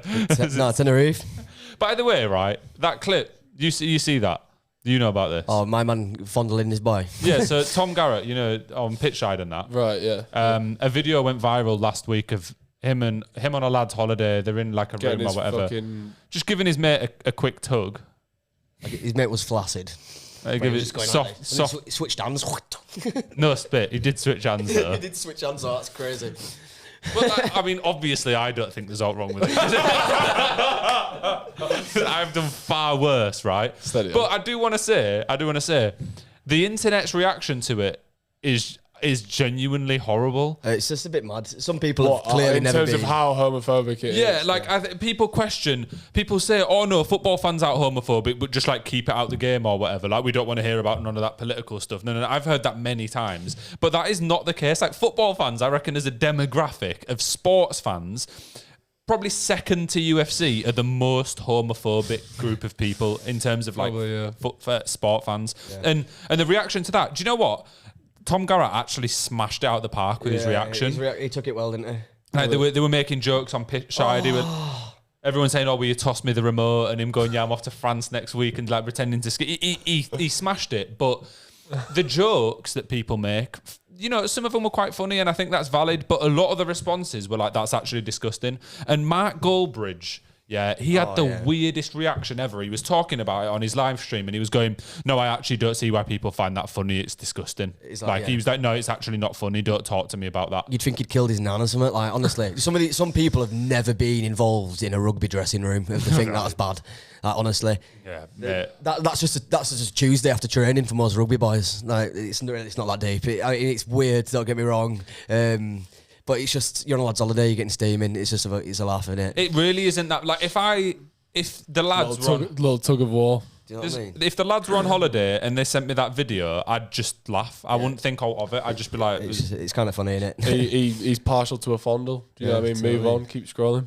Yeah, there you go. And I also think, don't watch the full video and then whine about having watched the video. Yeah. You know what I mean? Like, why are you watching it then? Turn it off. You know what it is, innit? So. Yeah, I did also enjoy, though, there was some, like, random... You enjoyed it?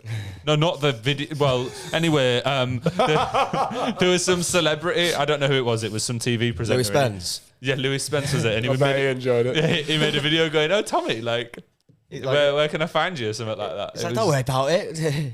Just boys being boys. What's that between friends? But I rate Tom Garrett and he dealt with it well. I don't think that's the type of thing though. People may not like when they're making a joke on Twitter. People don't think that it will affect someone as much as it does. But imagine you wake up one day and there's a lad's holiday video from 5 years ago and you're just getting fucking slammed from every angle on, like, it would be and you got to go into work and go live on the internet. Wait, were you on about the video getting slammed? You were getting slammed? No, like you as a like everyone's just insulting you. I was like, no, that's pretty gruesome. No, he wasn't getting slammed. I was more saying he took it well, but it could have fucked him up. I bet he took it well. Oh, God. Oh, God. All right, well, what next? Back to football, guys. Yeah, back to, well, we was talking about balls though, weren't we? So, right, it's been nice anyway. Go on, what's the next topic?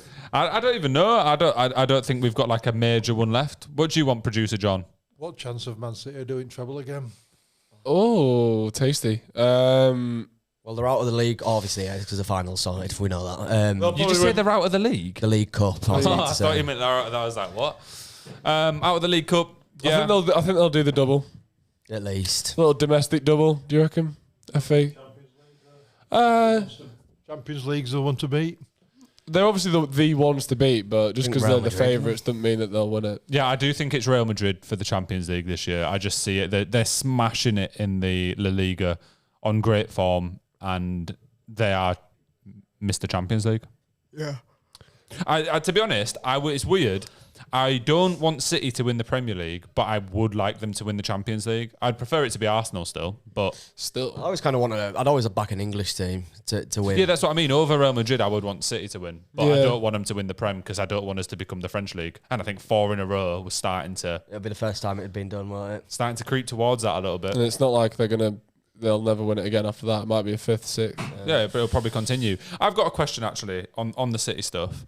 Do you think that it's right that City can buy and loan players between themselves and other clubs that they own? Because there's been recent developments in this in the Premier League, and I actually really don't like the fact it was like a team bought someone for their record signing, right, and then sent him out on loan, and now he's agreed to sign for City, but he's never actually played for the club who signed him as their record signing in history, and now he's going to City, and it just happens that City owns the other club. Yeah, it's very, very dodgy, isn't it? But where this is such a detriment to other smaller Premier League teams who don't have an owner that owns multiple teams, do you think it should be allowed? Oh, obviously not. Yeah, definitely not. But to like any extent, do you think you should be able to do it with loans or what? I'm sorry, I was locked in there. I don't know. I think yeah, definitely shouldn't be allowed under any circumstance loaning between clubs that you own. I think It's bollocks, really, isn't it? you shouldn't really. It shouldn't be an owner that owns multiple clubs. You shouldn't own multiple in general. No, Yeah. I don't think you should, really. It'd be easier. Or if you do own multiple clubs, it should be imperative that you don't do any deals between them. Well, yeah, because there's the debate. Manchester City own Girona. Yeah, So if Girona finish in the top 4 this year, and obviously City will, I mean, it's looking they'll like both be obvious. in the Champions League. They could feasibly Go play on. against each other. No, but they legally can't both be in the Champions League. So and it's 1-1. Aston Villa with a goal. Douglas Luiz with a sus celebration as well. Innit, what the hell was that, bro? Bro, give us the titty shake for that goal. That, mate. Ellis is happy because he's a gambling man. I'm a gambling man. Oh, no. Atletico conceded. Fuck. Have a look at What's Atletico score? 1-0 to Sevilla, but they seem to be relatively on top, though. Yeah. Oh, fuck. Right, never mind. Yeah, do you mind if I have one of them? Yeah. Jar and mum spaghetti. Yeah. I'm really afraid though because it's like barely.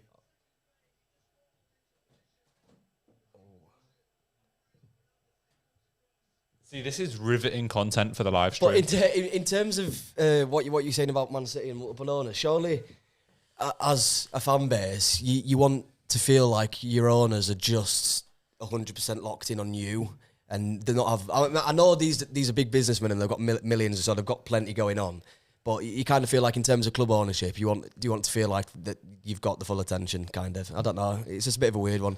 But saying that, we're owned by 49ers Enterprise. They've obviously got all sorts going on, haven't they? Yeah, no, I agree with you, but I think that it's past that now. That's the problem, and I think it'd be too hard to recall it to a point where people did only own one team. Yeah.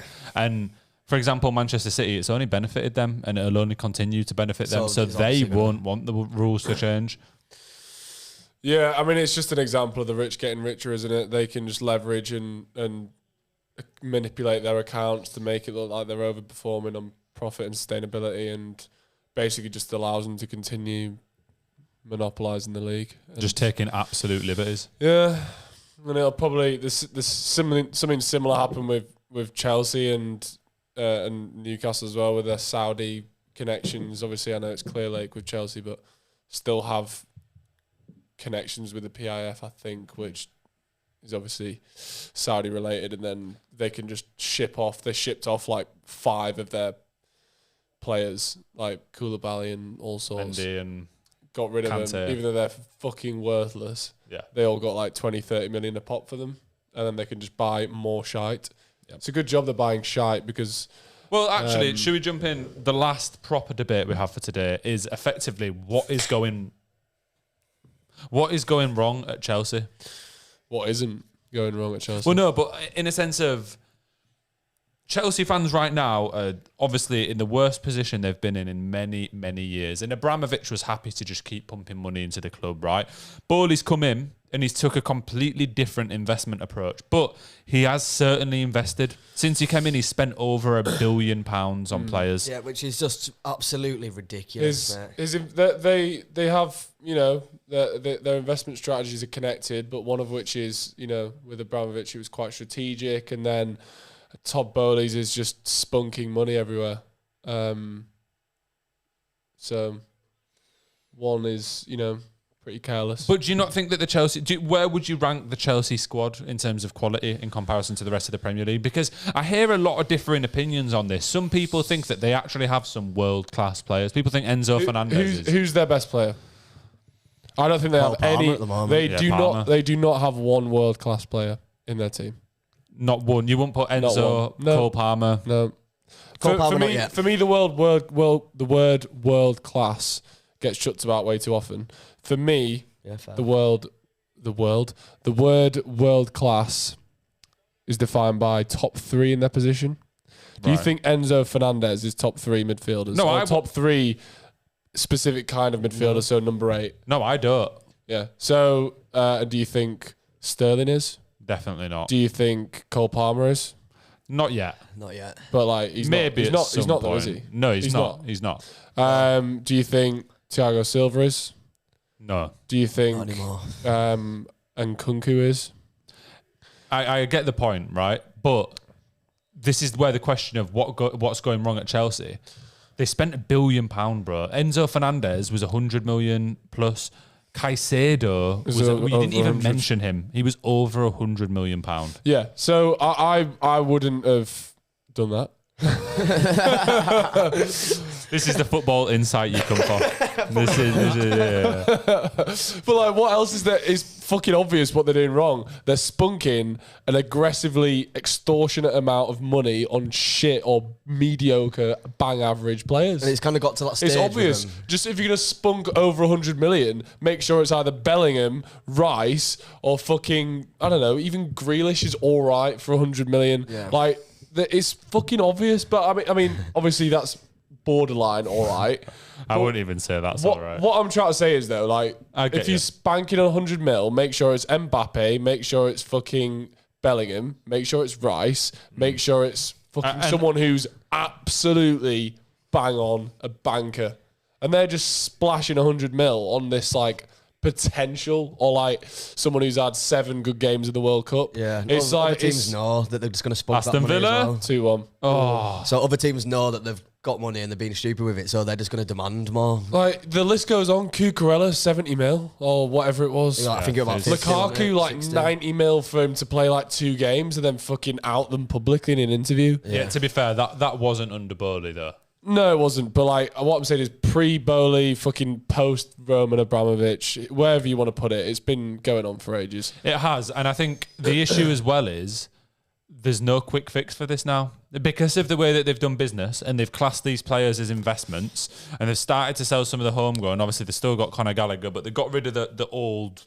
haul of shit to Saudi Arabia. But they're going to have to keep these players for a long time. Yeah. Like 8-year contracts.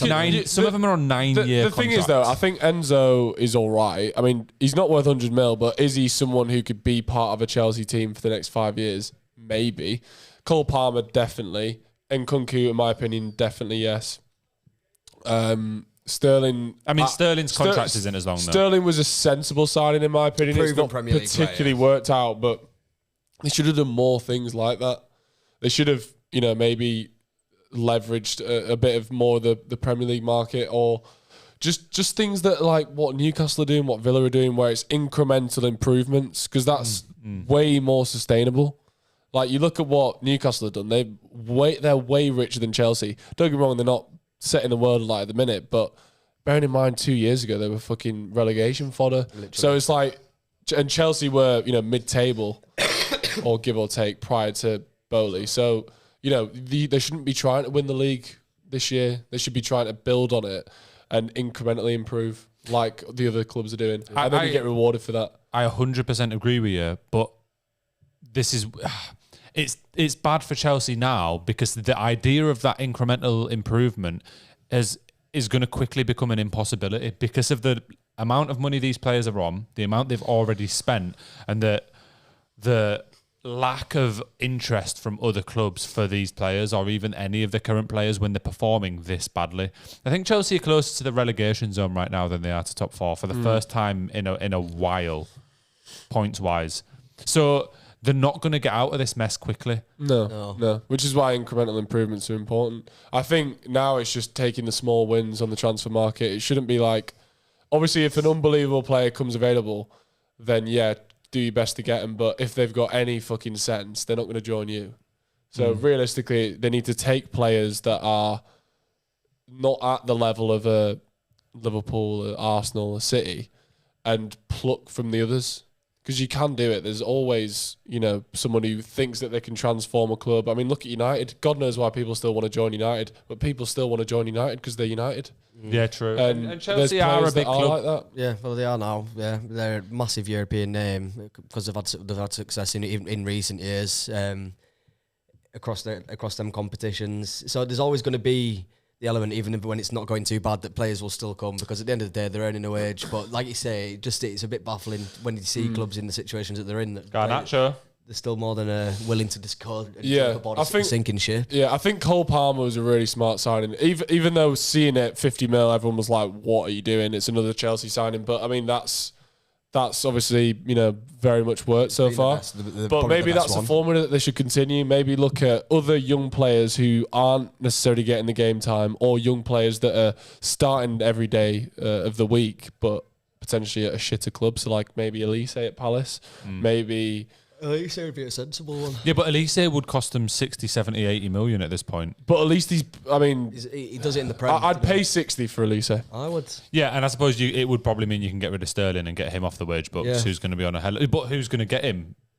Who's going to want Sterling at this point? Someone will go for him. Maybe not Premier League, but he could go stay out the rest of his days abroad, maybe. Sterling could be all right for like a Newcastle, maybe. Yeah, I could see Aston it. Villa? Scuffed that. Scuffed it, man. Yeah. But yeah, I don't know. Do you think Pochettino is the one that can improve this squad, though? Keep in mind, he did an okay job at Tottenham. I think it's mad overrated. Yeah, I think he's an overrated manager, I'll be honest, but he is a good manager. Is he, though? When I say good. I'm not overstretching the word good. Yeah. Good is good. Yeah. He's not fantastic. He's not mesmerising. Do you know what I mean? He's a good manager. Do I think that, obviously if you brought in a Pep or something like that, which you're never going to do, that's obviously going to make a huge difference. But I think that the issues that they have is bigger than just the manager. It's sort of like the Ten Hag situation where everyone was saying Ten Hag out. I mean, bring in who you want. They're not going to fix that shite. No, but I think that a different manager would do better with the current Chelsea squad than he is. Yeah. There is an argument for that. Maybe bring a Mourinho back. Why not? Yeah, I if I was a Chelsea fan, I'd definitely take Mourinho back. I know that there's a bit of it's a bit of romanticisation, but Mourinho, in my opinion, is, especially for what they need, someone who's going to get these young players to perform to a good level for the next couple of years, so they're not fucked. I think he brings a level of stability as well, really, doesn't he? A bit of order. No, I don't think he order. brings stability though. He brings order. He's not stayed anywhere for an extended period in a long time. What I mean by like immediate effect on how the team performs in terms of like you won't see him shipping 4 goals to Wolves under Mourinho. I don't think it'll get them a little bit more. I think he'll just bring discipline and sort of belief in the players eventually. Maybe make them a bit solid, bit more solid at the back. But I mean, it's weird with Chelsea because you don't really know the players to build around other than like a couple. Yeah, but all you need is a couple. Realistically, you do Nkunku, Enzo, and who's Palmer. that? Yeah, Palmer. Who even is their keeper now? Well, they've got that Sanchez, but he's injured at the moment. I don't know. They're playing their reserve keeper. I can't remember who it is. Because obviously they signed that Sanchez. Was it from Brighton? Yeah. And Right, yeah. so he's their number one, but he's a injured. bit dodgy anyway. Yeah, I know. It was a bit of a strange one. No, but I do think Mourinho back to Chelsea would be a smart move for them, and I think also the main reason for that for me is Chelsea's position FFP wise. If they don't get back into Europe in the next few seasons, they're going to be fucked. Aston Villa are through here in the box. Oh, he's absolutely scuffed that. I think that's why they're putting a lot of attention into the cups. Diaby. Because that's a chance of getting through Europe. They're obviously not going to finish in the European spot in the Premier League table, so they've got to try and win. But if a couple of seasons without Europe, and I would, from what I've seen of Chelsea this season, if Pochettino stays, I wouldn't even give them the slightest chance of getting Europe next year either, because they're not going to be able to spend a similar level in the summer. They'll be fucked. Like they will actually be like royally. They'll be getting to like Leeds United levels in a couple of seasons. Yeah, where it's a dangerous time for the team, genuinely. Yeah. And people don't think of this, but like Man United managed to fend it off when they were going through a real rough patch, but that's because they bring in more revenue than any other club in the world. Yeah. And even in what you classed as their rough patch, they were still finishing the top 4. Yeah, Chelsea last season didn't finish in the top 6, did they, in the end? This season, they're definitely not going to... They didn't finish in the top 8 last season, did another they? season of them finishing like 10th, it could start to get like, we've just given these players 9-year contracts on 200 grand a week. We've got a rubbish manager. We've not done much with the stadium recently. We're not gaining any new fans. If they don't win a couple domestic trophies, then it could be sticky. It could be a bit of a downward spiral. And we love to see it. Yeah. fuck Chelsea. I actually think, do you know what? This is an interesting question. You might have covered it in a previous pod. But obviously with the points deductions with Everton and stuff like that, and they won't be the only punishment for another club. I think we're obviously expecting a few. Do you think it's not a good thing? Like, I mean, in the long run, this shit shouldn't be allowed. Like what Chelsea doing, what City have been doing, what even Forest and Everton have done. And it's like, do you know what? Fuck them. Just follow the rules. I think that... Like, obviously it's a bit peak. 10 points is harsh. And, I mean... Everton could go down because of it, but the problem is they need to make the decision quicker, so it happens in the season where it happened. Because Everton got away with it, didn't they? Yeah, Everton's last season. Yeah. Everton's actions cause detriment to teams that are no longer in a chance of actually feeding. Yeah, it's benefiting. It's now benefiting your Lutons. I mean, it's not going to benefit Chef because they're shite, but it's benefiting other teams, isn't it? I do think that they should be punished, and I don't think that. Sure. Oh, it's a poor shot in the end. I don't think that Everton fans should be feeling sorry for themselves due to this point deduction. Admittedly, it's their owners, right? But you didn't hear any complaints about them spending that amount of money. Yeah, it's an interesting one, isn't it? Because obviously it's really bad on the fans, but ultimately, everyone gets fucked over by their owners. Like, we've been fucked over by our owners. We got relegated probably because of our owners, ultimately. So what's the difference with them being fucked over by a points deduction that was essentially caused by their owners? It is really bad for the fans, but it was also really bad for other teams' fans when Everton were not abiding by the rules and would have got relegated should they have been deducted the points that they're going to be. And the thing is, I actually don't think that we went down because of Everton. I'll be honest. No, we didn't. I think we were shy and we deserved to go down. Leicester. Leicester do have a case, and I also just think someone needs to be made an example of, and ultimately it's never going to stop. Do I think that Everton should be the first team to be punished? I think that is a bit harsh because I don't think they're the worst defenders in the league. I think obviously City, Chelsea are probably the worst. Definitely. But I think because their cases are so complicated, that's probably why it's going to take longer. Yeah. But ultimately, I think just fucking get it. Why are we trying 115 different cases to get City down? Why can't we just pick the biggest banker and then punish them for that? Because I think that they just want to do it in a way where I think they're going to throw the book at City. You know, I think City might actually start a season on like minus 30 points, and they'll still survive relegation. Yeah, of course. But it should be more than minus 30 points though. If they've got 115 charges and Everton have one, get them to National League. So it should be 1,000 point deduction or something. It doesn't mean that the charges are the same though, does it? At all? Like we don't know exactly what they are. I'm not an expert in that area of football, but obviously Everton's one case could be the same size as City's biggest, but then the rest of City's might be small in comparison. It might be. It's not going to be that though, is it? Because Everton only overspent by I think it was 30 million in the period that they were charged for. City, what we're talking about here is like contract manipulation, bribery, stuff like that. It's fucking serious shit, mate. Fucking hell. It is pretty wild. It's bad. Well, what do you think should happen to City then? National League. I don't know how they're going to do it because it's like you can't really take the trophies off them because they've already won. Nobody's going to want a trophy handed to them for a final that they lost. A technicality. Yeah, do you know what I mean? Like it's just a bit. It's a bit but, shit. I think just chuck them down to the Championship. Only the Championship. No, I could send them National League 2. League. Yeah, why not? De Bruyne, fucking tear it up. Get them to they'd obviously lose the majority of the players, but I don't know. I think that the problem is it's been allowed to happen for so long that it should have been caught earlier. Now it's a nightmare to sort out. Yeah, teams think they can just continue doing it and get away with it because they have been. And like as we were talking, we mentioned it briefly earlier. City own multiple teams and are doing dodgy deals. In that sense, to this day, they're still doing it right now. To this day. And do you know what's interesting as well? Because like whilst City have fucked things, there's no question about it that United back in the day were doing things that are not too dissimilar. Blackburn basically bought the league, didn't they, back in the day?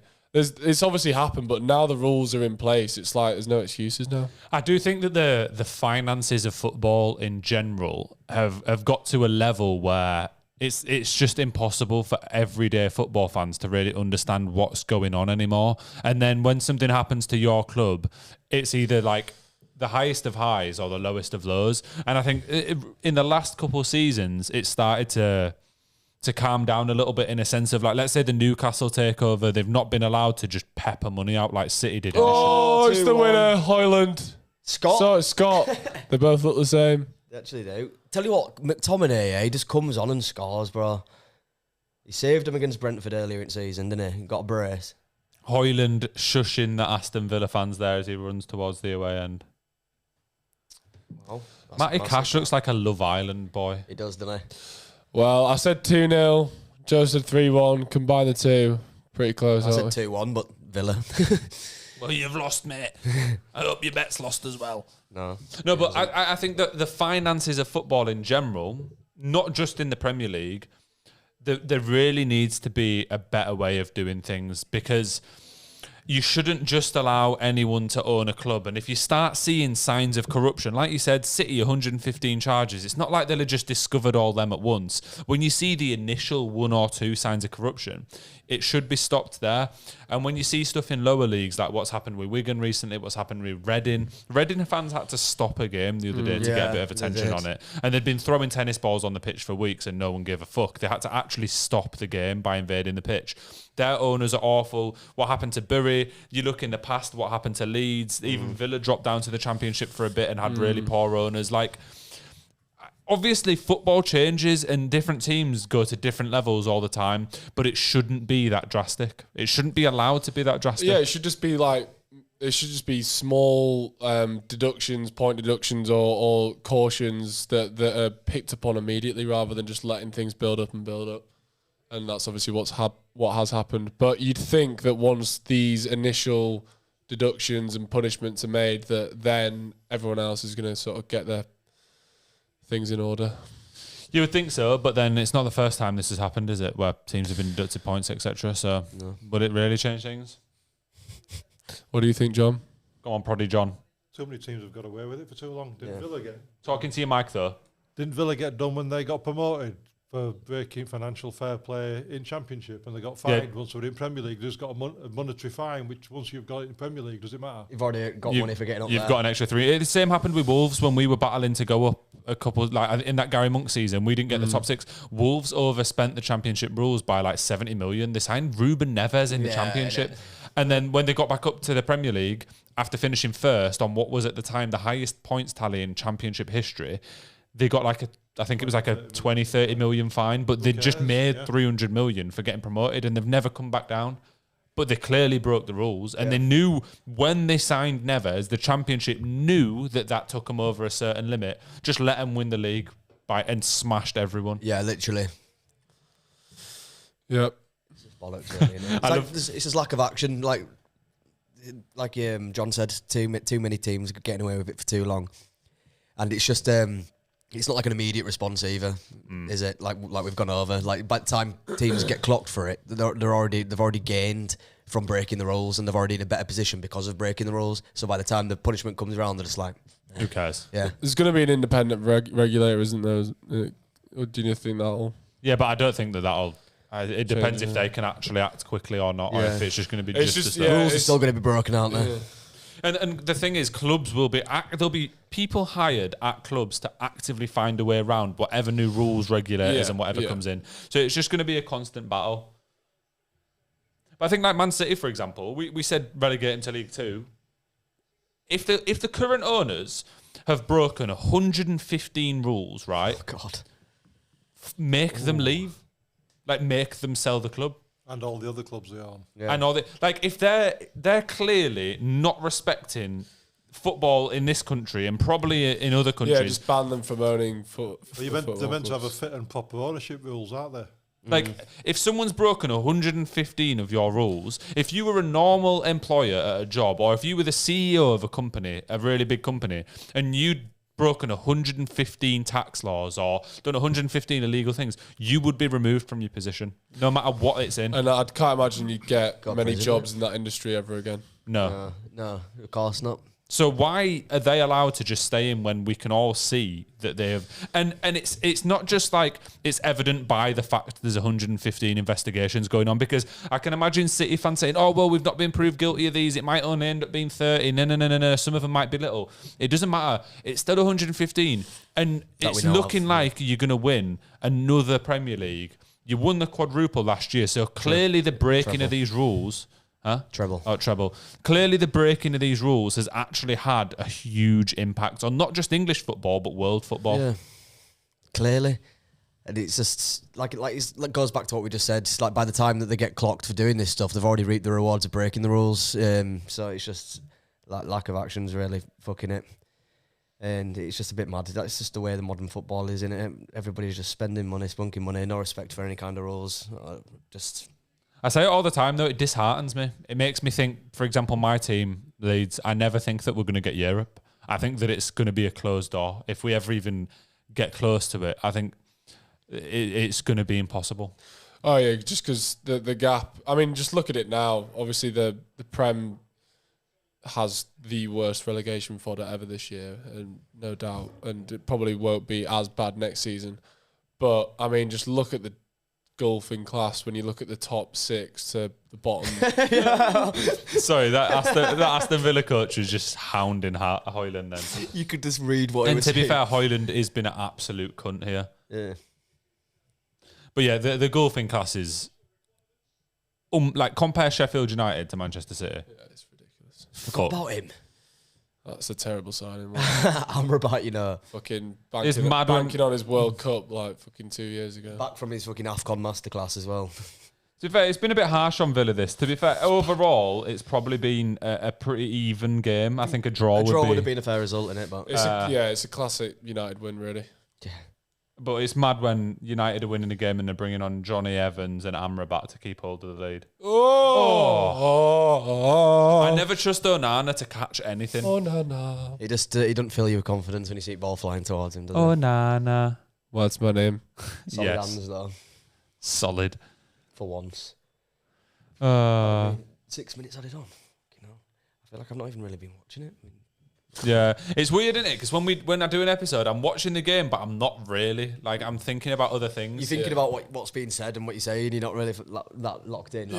I tell you what, though, 1,000,000%, we're gonna have to do Leeds against Chelsea in the FA Cup. Oh yeah. I'll come for that. Yeah.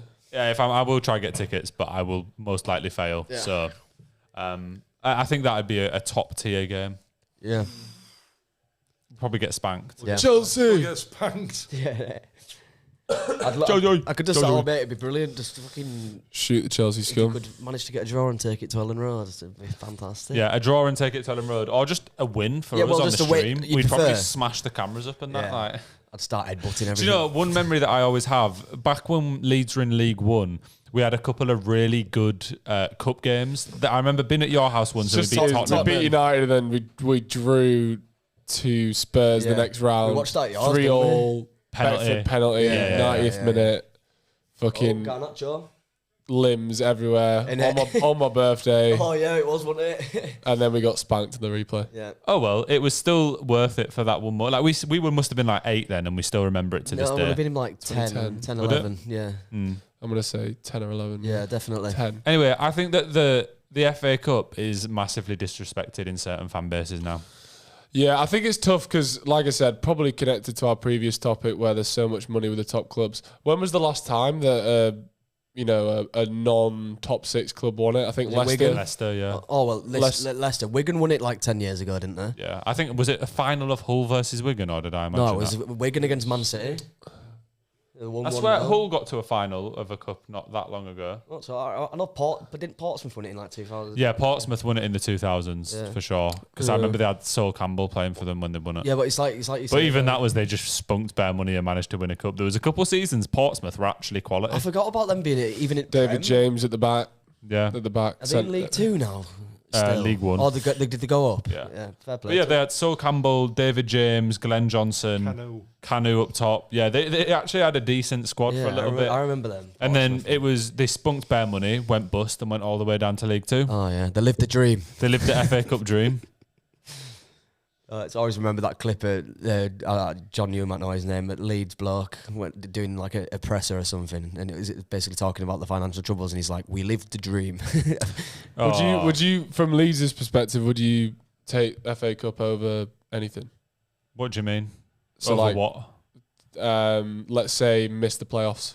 I'd rather get promoted to the Prem. Miss the playoffs. So like, let's say So we finish 7th or win the FA Cup. Let's say win the FA Cup and not win another league game for the rest of the season, or just get promoted. I'd just take promotion over anything, to be honest with you. Do you know what? I might take the FA Cup because I don't think we're going to win anything else for a long time. And I think next season we'd probably get promoted anyway. And promotion is more important. But like if you're just saying like this season we don't win another game but we win the FA Cup, next season we start again, I would probably take, because I don't think we're going to win. We would lose all our players. Yeah, that's what I mean. You lose your rutters and some of we those. probably wouldn't get promoted again, but we'd have won an FA Cup. I would probably take the cup. No, I definitely. I think we'd come back up again, even if we lost half of our good players in the next 5 years. So I don't think we'll win a cup in the next 5. You'd lose 6 of your best players in summer.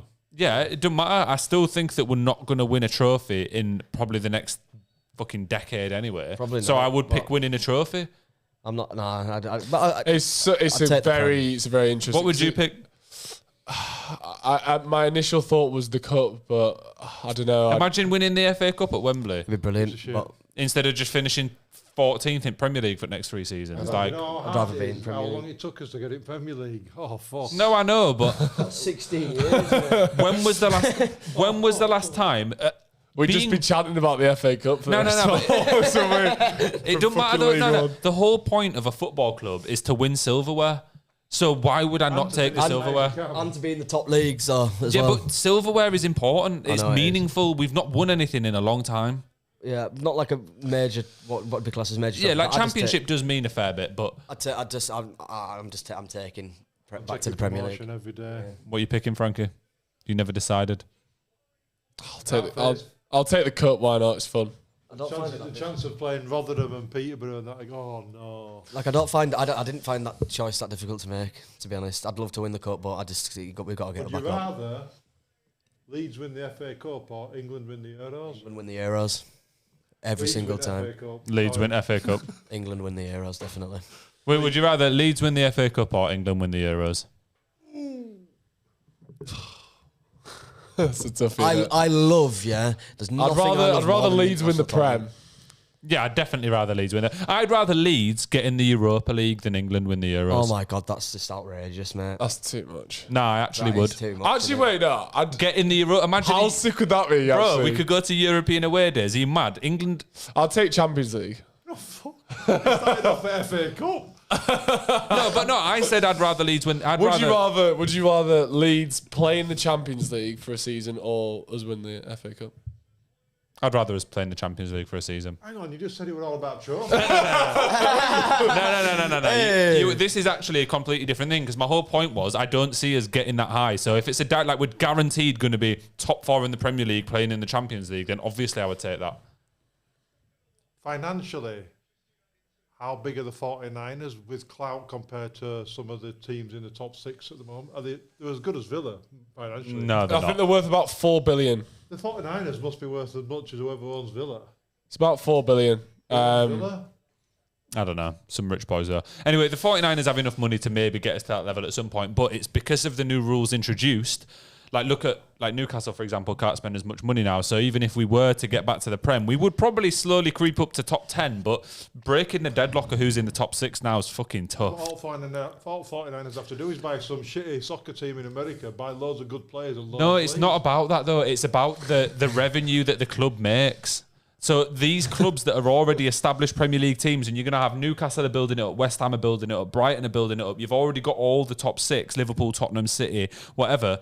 Their revenues, for us to catch up to that like global recognition and that amount of revenue is impossible. Or it would take a long time. I thought I saw in the last 6 or 9 months that when you looked at the financial income and revenues of the top 30 clubs in the world, Leeds were already in there. Yeah, but we're not. The rest of them are all Premier League teams above us. Not just in the Premier League. Leeds are up in the top 30. Yeah. It could happen, but and that's when they win bloody championship. Anyway, boys, I don't know. I'm probably going to do one next week. Don't know who, what, when, where, why, or how, but probably. I will not be available. All the following week. Well, thanks for blessing us with your presence. Yeah, no, it's been great, mate. All I say is, when I'm here, shit pops off, and I'm sure the. Oh fucking hell! I'm sure it'll have to be Saturday. Oh, it's Saturday. Who? City Chelsea 5:30. Yeah, that's probably the one, innit? I'll do that because it's Sunday. You've got Sheffield against Brighton or Luton against Man United. Yeah, it's got to be Chelsea City, hasn't it? By the way, for any viewers, and there is none, but just for my personal entertainment, it's quite enjoyable watching Proddy John. By the way, Proddy John try work out how to turn a stream off on a laptop.